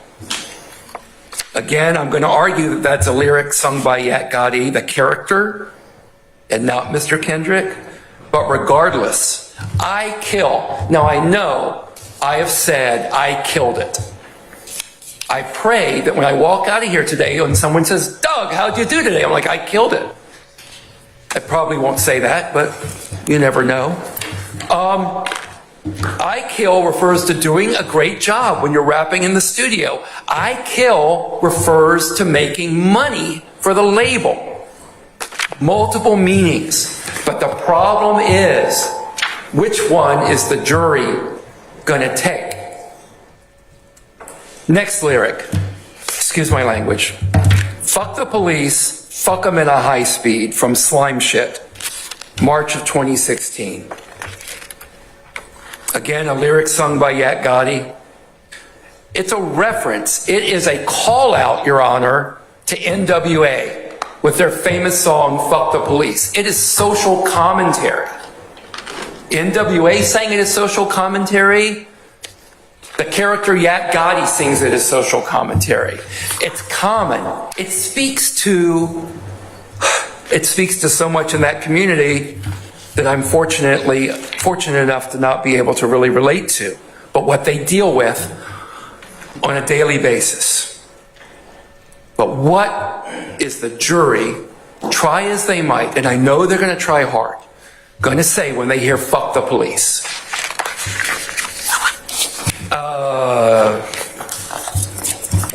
One more? Two more.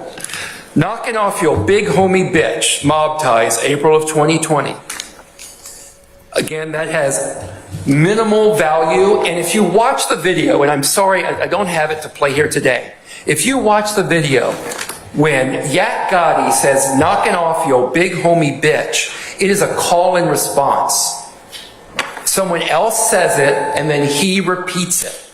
It's a long tradition in music. I mean, you can go back to Cab Calloway. You can go back, it was imported from Africa. Repeating things is a common trope, a common musical issue. And Cab Calloway, Michael Jackson, Missy Elliott, they all do it. They all repeat things. It doesn't mean he adopts them. He's in the video in a call and response situation. Last, YSL, wipe a nigga nose.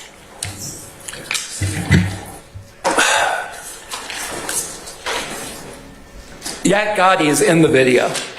He does not sing that. He is just in the video.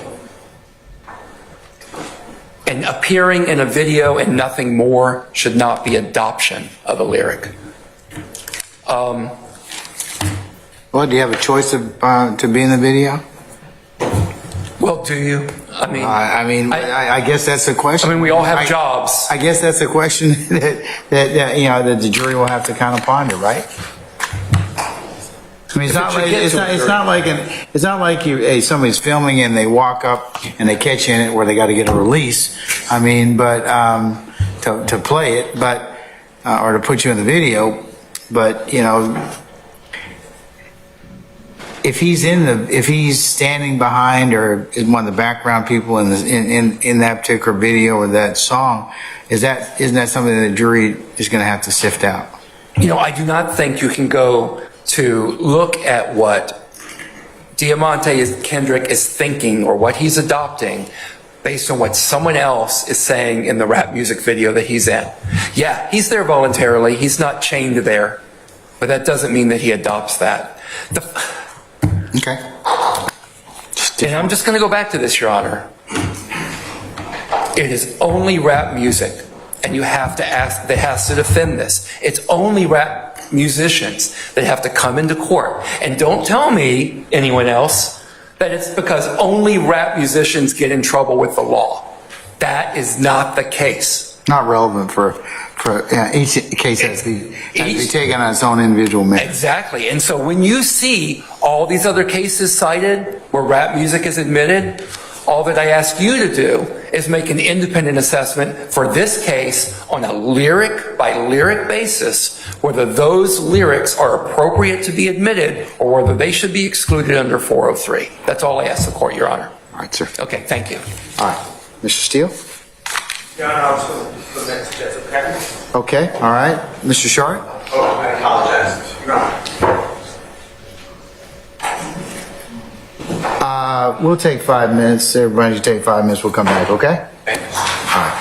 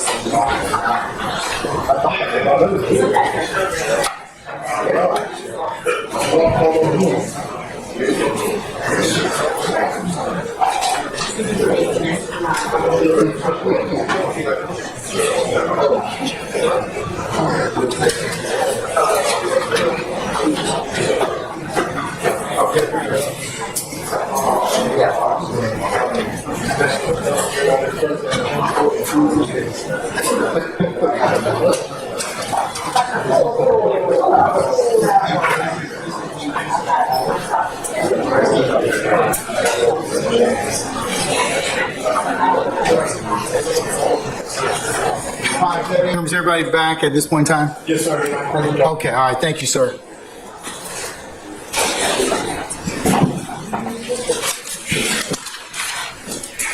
All right, Mr. Carlson, I'm giving you a little bit to think about, just in your concluding remarks or in addressing Mr. Steele's arguments. Just a little evening homework, Your Honor. Yes, sir. May I proceed? You may proceed, sir. Your Honor, in terms of commonality in that position, there are going to be 2 points to make. And the first is, what isn't common? Well, what isn't common around these dimensions is YSL. We're not seeing the term YSL appear all over the country in all sorts of different venues and in all sorts of different rap songs, gang rap songs. What we're seeing, Judge, in this case and what's before this court in the instant proceeding is whether or not the specific lyrics the case is presented and the ones that will present at trial pertain and relate to evidence relevant to mens rea and actus reus components of these charges. So it was interesting, and even looking at it, oh, this is said by a lot of people, this is mentioned all the time. YSL isn't mentioned all the time across the country, but it is mentioned a lot in terms of forceful declarations of this gang's strength, this gang's behavior by these defendants, who now through their lawyers are attempting to mask that all and shield it from the application of the rules of evidence by claiming somehow it's art or common. And that gets to the next point, Your Honor. This didn't only apply to Mr. Steele's and doesn't only apply to Mr. Steele's point saying that this is somehow common. There were a legion of alternative explanations given this evening. Well, that's jury material, Judge. Is this art? Was I a aspiring rapper? I didn't really mean it. Those factors, Your Honor, are factors to be decided by the jury.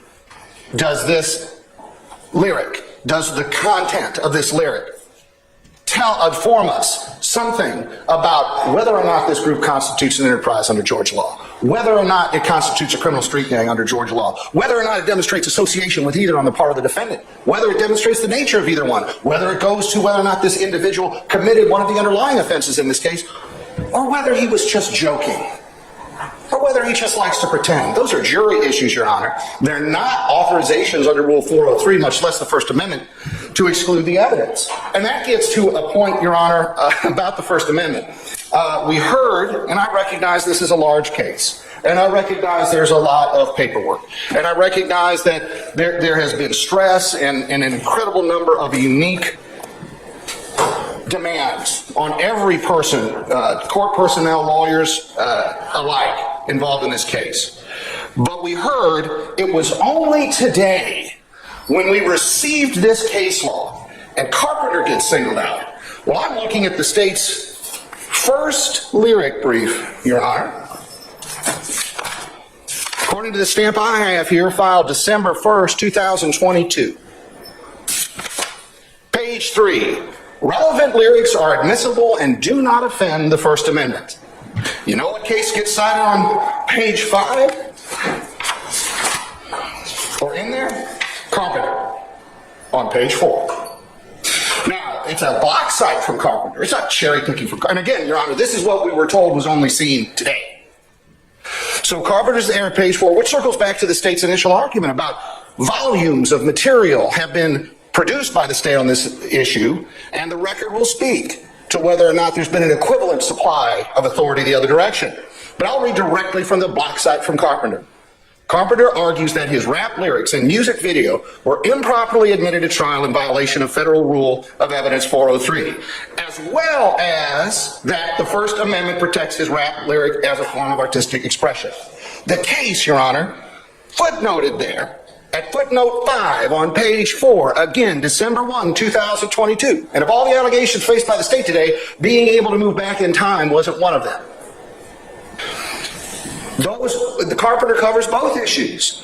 And it says here that it pertains back to the other Carpenter case, the earlier one, the one at 372 Fed Sup 3rd 74. Well, we have, again, go through the 403 and First Amendment. First, they address the 403 in Carpenter. Rap lyrics are properly admitted where they are relevant and their probative value is not substantially outweighed by the danger of unfair prejudice. And then there are multiple, then there's another federal case cited for that. And a district court can thus admit them after conducting 403 balancing. Cite to another federal case. Next sentence. The First Amendment is no bar to the evidentiary admission of rap lyrics, whereas here the artistic expression is not itself the prescribed conduct. So, I could continue reading, Your Honor, but I recognize the court's reviewed the briefing in this case. That is right there. Over a year old, and somehow, and it's that this and other authority in this area was characterized as only appearing today.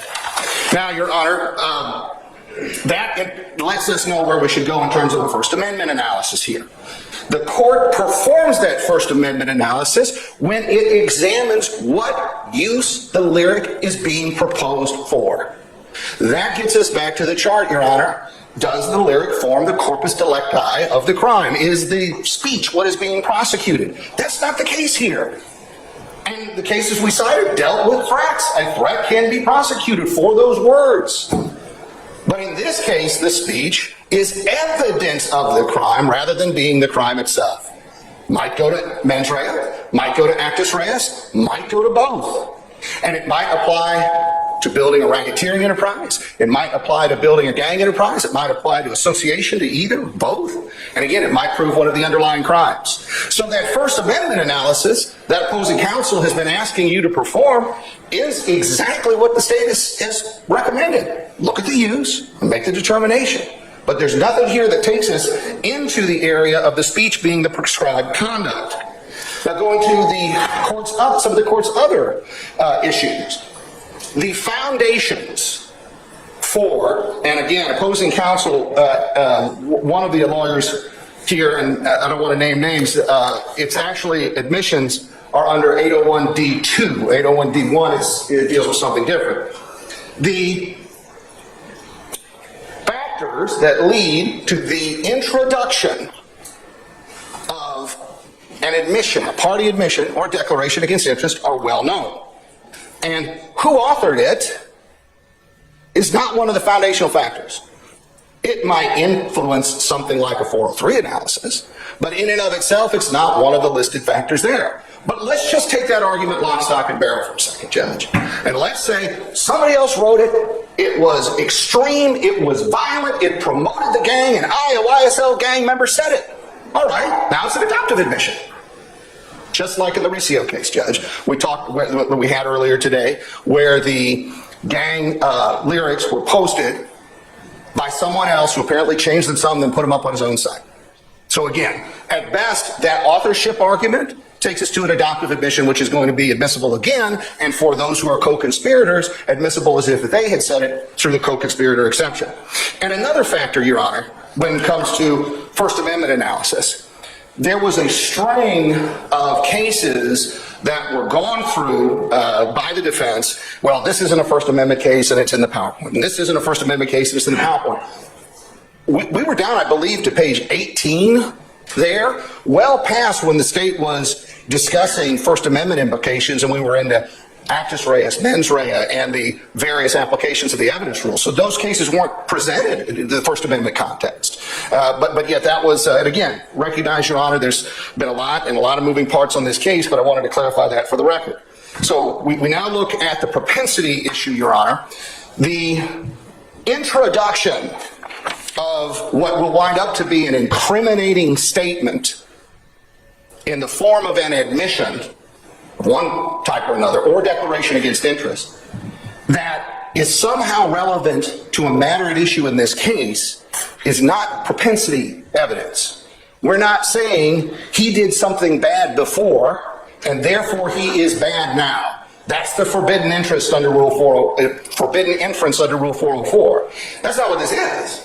It's, we have things like me and my slimes above the law demonstrates that that YSL exists and there's a certain ethos there. That's a governing principle, Your Honor. It demonstrates that they're associated in fact in some way. So again, that's not to say that someone who's in a gang who thinks he's above law, that in and of itself, we're saying he did something bad and he did it again. That's just not a factor there. And even so, then the defense should have gone to every one of them and made an objection under 404 and challenged us to bring that into evidence under 418 or 404B.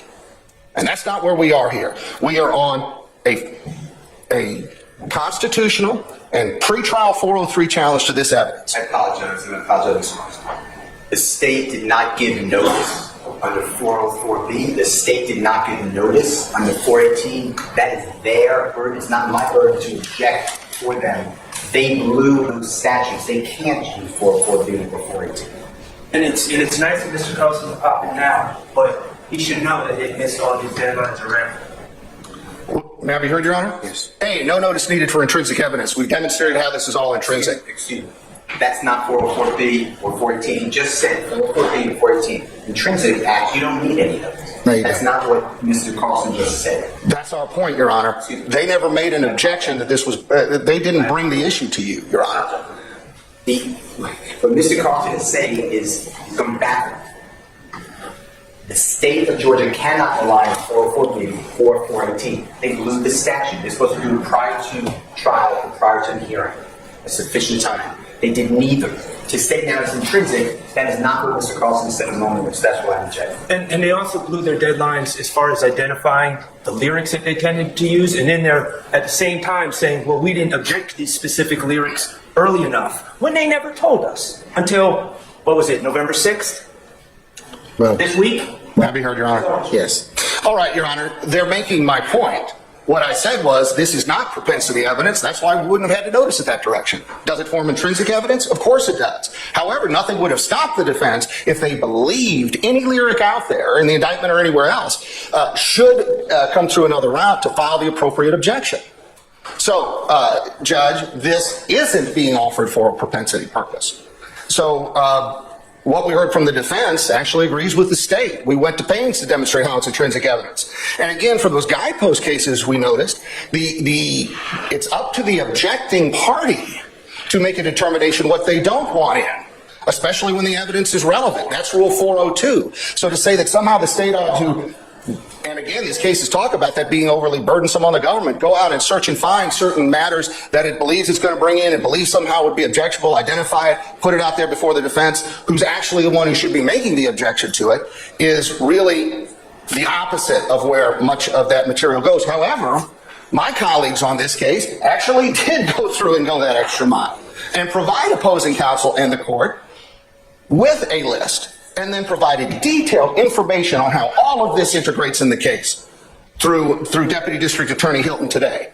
So, Your Honor, in terms also of the Rodriguez issues, and I will point out for the court that the triangle diagram, as far as how 1615-4A operates, that was in Your Honor's materials, that was in the PowerPoint, was designed by Mr. Floyd specifically for the argument in Rodriguez versus State. And the most compelling part of Rodriguez versus State is that the First Amendment does not protect association aimed at criminal activity. So, Your Honor, we go through those areas. We now get to 704B. And what page was the triangle on, just so I can recognize? Judge, let me My PowerPoint is printed off a little differently, Judge. Oh, I might be able to find it. 28 is what I have, Judge.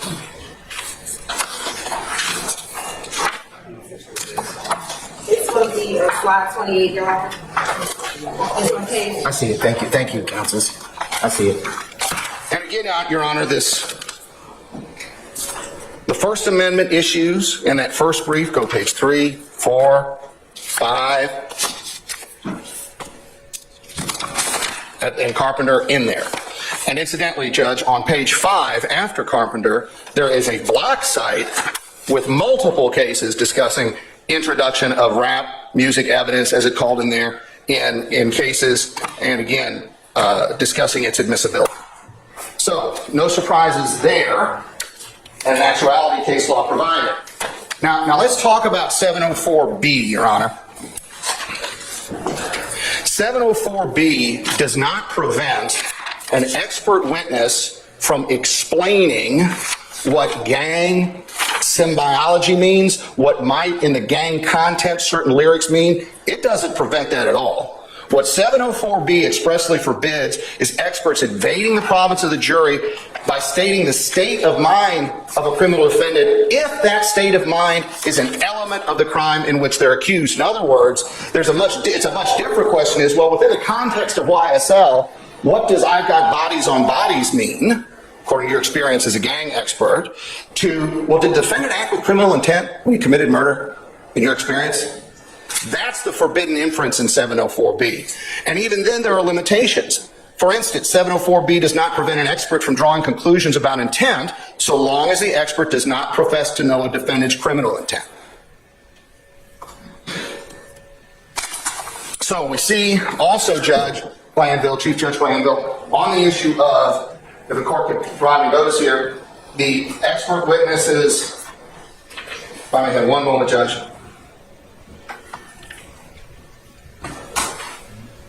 Expert witnesses providing information along those lines. I'm going to read now just quickly from United States versus Smith. Apologies for bending forward, Your Honor. 919 Fed 3rd 825, 919 Fed 3rd 825, that's 4th Circuit 2019. And again, talking about an agent testifying about coded terms among drug users, drug dealers as an expert. Now there's another case here from the 9th Circuit where there were some problems with the way the prosecution qualified the expert, but that's different than the content. That's United States versus Holguin, Holguin, 51 Fed 4th 841. 51 Fed 4th 841. That is a 9th Circuit case for 2022. Again, talking about experts giving the meaning of gang terminology. So, once again, Your Honor, the position that's somehow barred by 704B is just a misreading of 704B, which is sometimes called the Hinckley Rule, related to the person involved in the attempted assassination of President Reagan. That's the period of time in which 704B came into being. So, Judge, now we take a look at several other issues that were raised. Let's just look a few times. Where is Delilah when it comes to, or Delia, when it comes to Johnny Cash? We didn't hear one thing from the defense that Johnny Cash was accused of killing that person. We don't know if there was even a murder. And in none of those cases where we had those supposed comparisons, did we have any mention of any motion from the state, motion for the defense, or ruling from the court on any of those issues. So again, those positions were of no moment. At best, they're alternative explanations, perhaps fodder for final argument, but not admissibility issues. The same goes, Your Honor, for some of the other areas that were covered. When we heard things like, this is all just fantasy. Your Honor, someone could look at that indictment and see one thing for sure, that's not fantasy. People are dead, murdered, and a gang exists. Those aren't fantasies.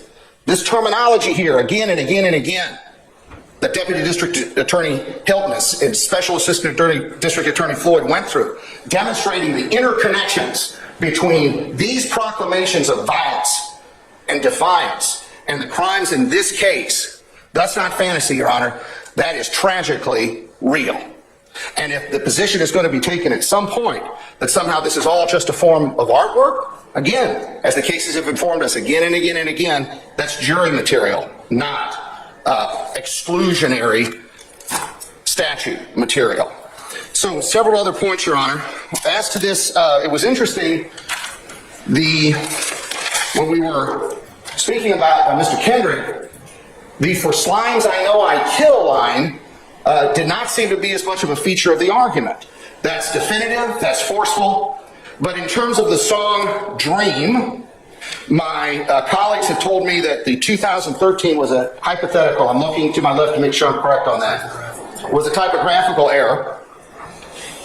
But regardless, and it's actually that 2015 date, I believe, is the correct one that the court read, and that would be in our more current materials. That was repaired. But that gets to this date with regard to 403, Your Honor, and when did something happen?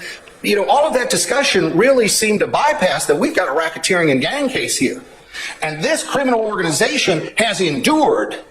So statements that are going to relate to some factor that's going to build a gang count or build an enterprise count, per the decision of the Supreme Court in Kemp when it comes to the co-conspirator hearsay exception, they're not timed out because of some constituent crime, because they go to support the case of evidence leading to proof of the organization's existence, its nature, association with it, whether this crime represents participation in the organization. So that's not going to be part of the 403 analysis in the way that was conveyed, particularly in light of the other counts that are there. So in specific, the enterprise and gang counts. So this whole issue of threats, we're getting back a little bit into the court's First Amendment inquiry. YSL threatening to murder witnesses. YSL talking about, which is certainly threatening, murdering police in language that will be decoded in case. That's threatening. But it's not a threat that's being prosecuted for the words itself. It's proof of what YSL is, how it exists, and yes, the motives and states of mind that people who are going to associate with it, and whether or not that type of motive and that state of mind is going to make it more likely that they will associate with this criminal street gang, also known as racketeering enterprise. So it's again not a case where that threat itself or that threatening conduct is what's being prosecuted per se, as in a true threat case. The fact that they threaten people is demonstrative of the nature of the organization. Think about it, Your Honor, in a comparative circumstance of something like an admission by conduct. Somebody might flee the scene of might go running away from the murder. That's going to demonstrate consciousness of guilt of the murder, but they're not being charged with running away from the murder. The evidence still comes in to demonstrate the underlying offense. So, Your Honor, I want to take one more matter on. And again, I want to stress that point. The threats are proof of the crime here. The threatening conduct and misconduct is proof of the crime here. The threat does not constitute the crime here. Those aren't the charges. And Judge, there was a lot of talk about no other type of expression getting prosecuted this way. And I want to direct the court to our first supplemental lyric brief, which I believe was filed in late 2022 or early 2023. And I'm going to take the court to page 2 of that brief, where there is a block cite from the federal court of case from the Fifth Circuit of the United States versus Cannon. 750 Fed 3rd 492. 750 Fed 3rd 492. That's a 2014 case from the Fifth Circuit dealing with a hate crime prosecution. Convictions were affirmed. Again, Wisconsin versus Mitchell, major Supreme Court case, gets quoted once more. You've seen it, Your Honor. The Supreme Court has made clear that the First Amendment does not prohibit the evidentiary use of speech to establish the elements of a crime or to prove motive or intent. Then the court goes on. Moreover, our sister circuits have considered this issue, have all allowed speech-based evidence to support a finding that a crime was motivated by racial hatred. And there they cite a case that was in our materials, United States versus Magleby, M-A-G-L-E-B-Y, 241 Fed 3rd, 1306, 10th Circuit 2001. Evidence that the defendant listened to CD with racist lyrics was relevant to establishing that the defendant targeted the victims because of their race. So again, Your Honor, as we've seen, and we haven't drawn a moral equivalency between the YSL rap, gang lyrics, and evidence of racist lyrics in hate crimes cases. But as we said before, there's a legal equivalency there in terms of the rules of admissibility. So once again, Your Honor, the gang lyric evidence in this case is proof of actus reus and mens rea, not only of the underlying offenses, but of the racketeering and gang charges. The state is offering these for the evidentiary purposes, and those evidentiary purposes alone. So we will reiterate, Your Honor, our respectful request that the court grant our motion for conditional admissibility and introduction of the lyrics we have set forth today under the controlling rules, the ones that we will bring to the court as the trial proceeds, and to deny the defense's motion. Thank you. All right, counsels. I'm going to take the matter under advisement overnight. It's almost 9 o'clock. It's been well argued, well briefed. And what I'll do is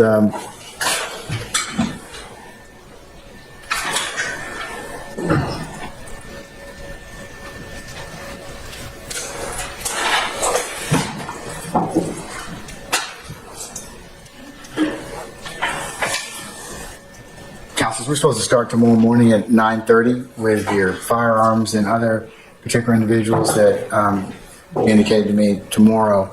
What I'll do is I'll take the first part when we all come at 9:30, and I'll issue my ruling, and I'll tell whoever the prevailing party is to prepare a suitable order. So if you all could come back tomorrow morning for 9:30, I'll have a decision at that point in time, okay? All right, so State, Ms. Hilton and Ms. Love, are you all otherwise prepared for the firearms examiners, Mr. Barini, and microanalysis, the gun residue, the blatant print examiner for tomorrow? Or Thursday? Yes, I see my investigator coming up. Okay, all right. Well, I'll take those up as soon as we finish this. I will make this ruling, and then I'll cover as well. I have taken a look at the jail call between the three individuals to finish ruling upon that issue in terms of residual hearsay. Ms. Love, I was not, as much as I tried, I was not able to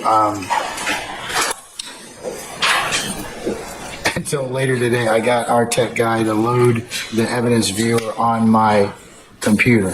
So until I have a look at that, I'll go ahead and I'll continue to defer that issue. But I've read the transcripts of both witness A and B. I'd like to take a look at just finish taking a look at that. And then, Ms. Hilton, I know we need to complete the other extra argument on 418. So I'm, depending upon where we are tomorrow, but my goal will be for us to make a ruling on this issue. So Mr. Carlson, if I could ask you and Mr. Floyd to come back in the morning, I would definitely appreciative. And I'll make that ruling in first, and then I'll release it to you, and we can go on to some other things we have, okay? 9:30 tomorrow? 9:30. Yes, sir. All right. Your Honor, tomorrow is ruling on this lyrics issue and the blatant and print. Can everybody please be quiet? All right. You didn't hear what I said, Mr. Steele? I did. I got confused. Are we doing the residual? I know it's Mr. Matthews, but residual hearsay, and then I heard you say something about 418. That's what I heard. No, I was stating that I listened to the tape, the jail call. So I know I need to rule on them as of they're outstanding. I also need to rule on the witness A and witness B. In terms of whether or not they fall within 801 D2E, D2E on one? Sure. Issues? Those are the two. I need to look at I need to look at the tapes themselves. I wasn't able to get the viewer installed until today. The state's proprietary evidence reviewer. I have read the transcripts, so I still need to complete those. And then the 418, I have to complete the other acts. Ms. Hilton needs to complete that. Okay? That's tomorrow, though. That's what I'm I asking. don't know if it's going to be tomorrow or not. Okay. It just depends. Okay. I'm just telling you it's outstanding. I may pull the trigger on those tomorrow, but I know they're outstanding, and I just need to make a ruling on those. Okay. Thank you, sir. All right. Your Honor, we haven't heard argument on the residual for the court to On make- what? We have not heard, the court has not heard argument as to the residual hearsay for the court to be able to make the ruling on that. The court has heard the jail call, but the court has not heard argument from both sides on that issue.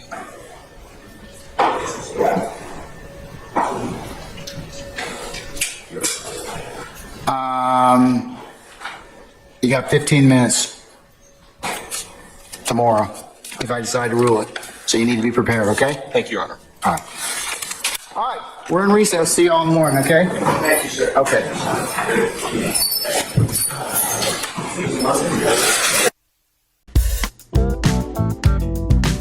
Hit that like for a deal with Christian. Yo, for a deal with Christian. Smash that bell for DWC. Yo, smash it. Just smash it. Hit that like for a deal with Christian. For a deal with Christian. Smash that bell for DWC. Yo, smash it. Just smash it. Hit that like for a deal with Christian.